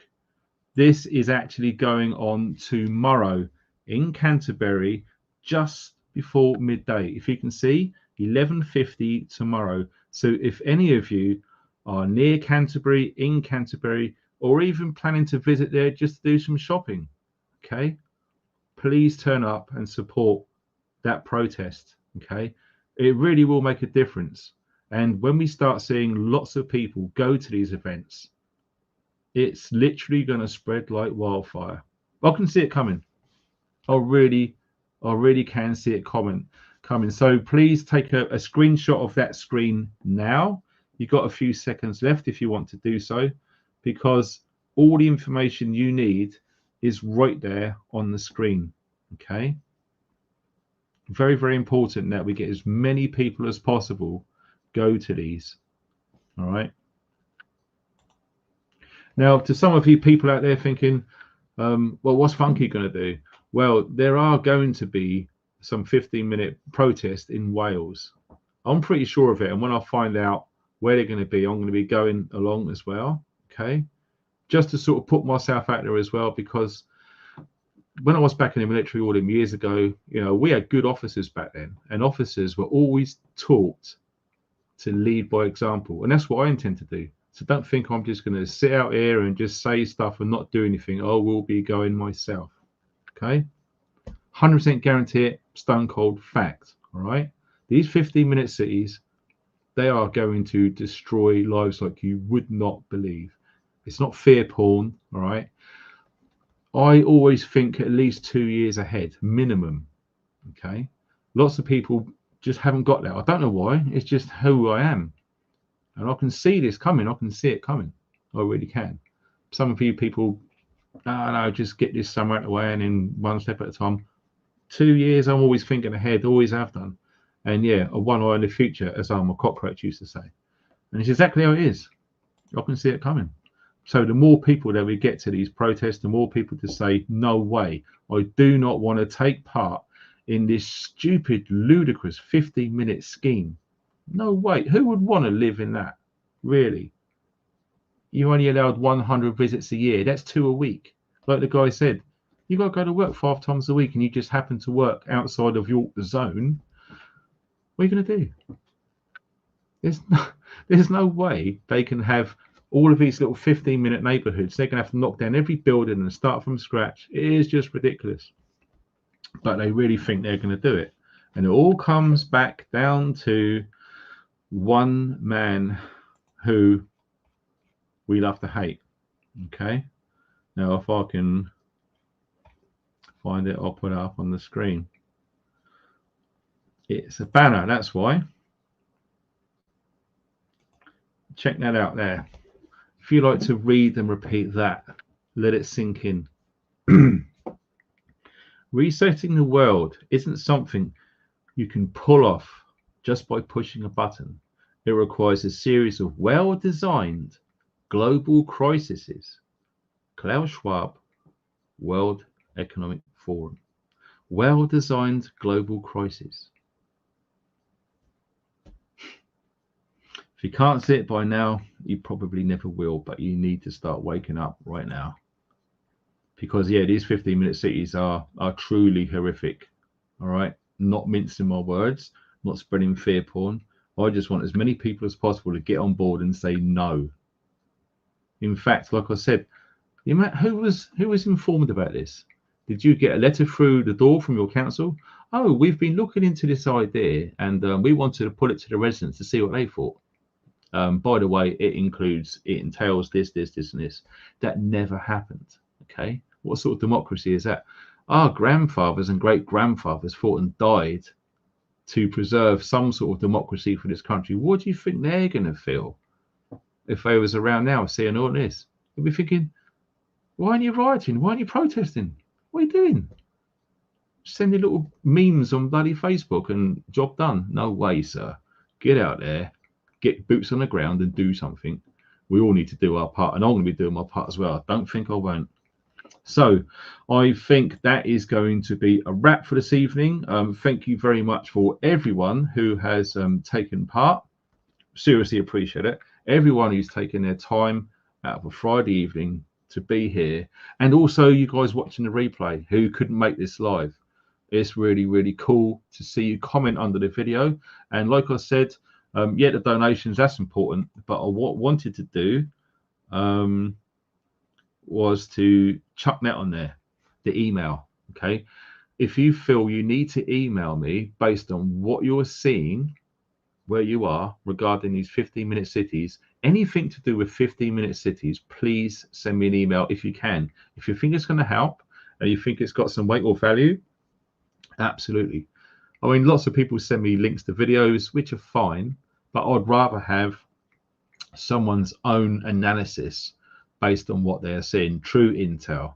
Okay, so yeah, whatever you want to send me about 15-minute cities, chuck it. The email address is below this video. Yes, it's all encrypted. Okay, there's nothing to worry about there. It is pure, secure, legit. Okay, so without further ado, I have to say thanks for everyone who's donated. Is seriously appreciated. Even on PayPal and behind the scenes, I've read out a few names. Everyone who's donated in the super chat and stuff, I'm really sorry I never got people to see it. Also, yeah, the 15-minute city poll results. Yes, I done that, and because I'm on StreamYard, I can't see it at all. So can anyone let me know the result of that poll? I can probably watch it on the replay, which will be available tomorrow. Yes, here we go. Oh, I just caught it before it went. Matt, you're an awesome. Poll results. 95% of everyone who voted in that poll do not want this 15-minute city. I think we can all agree that is an overwhelming majority. That is a genuine landslide. And it is really good to have a data capture. So, Matt, thank you very much for chucking that up there. 5% of people would want a 5-minute city. Wow. Fair play. It's a democracy, and you've got your right, and it's an open vote. Absolutely fine. But I'm thinking it's a majority. I didn't expect it to be 95%, but that is good. That's a very, very good start. So yeah, Matt, thank you for sharing that on the screen, dude. And all of the moderators, every one of you moderators out there are awesome. Now, some of them have got YouTube channels. Okay, 4x4 fella has a YouTube account. Okay, Born Outside has a YouTube account. UK Prepperman Chris has a YouTube account.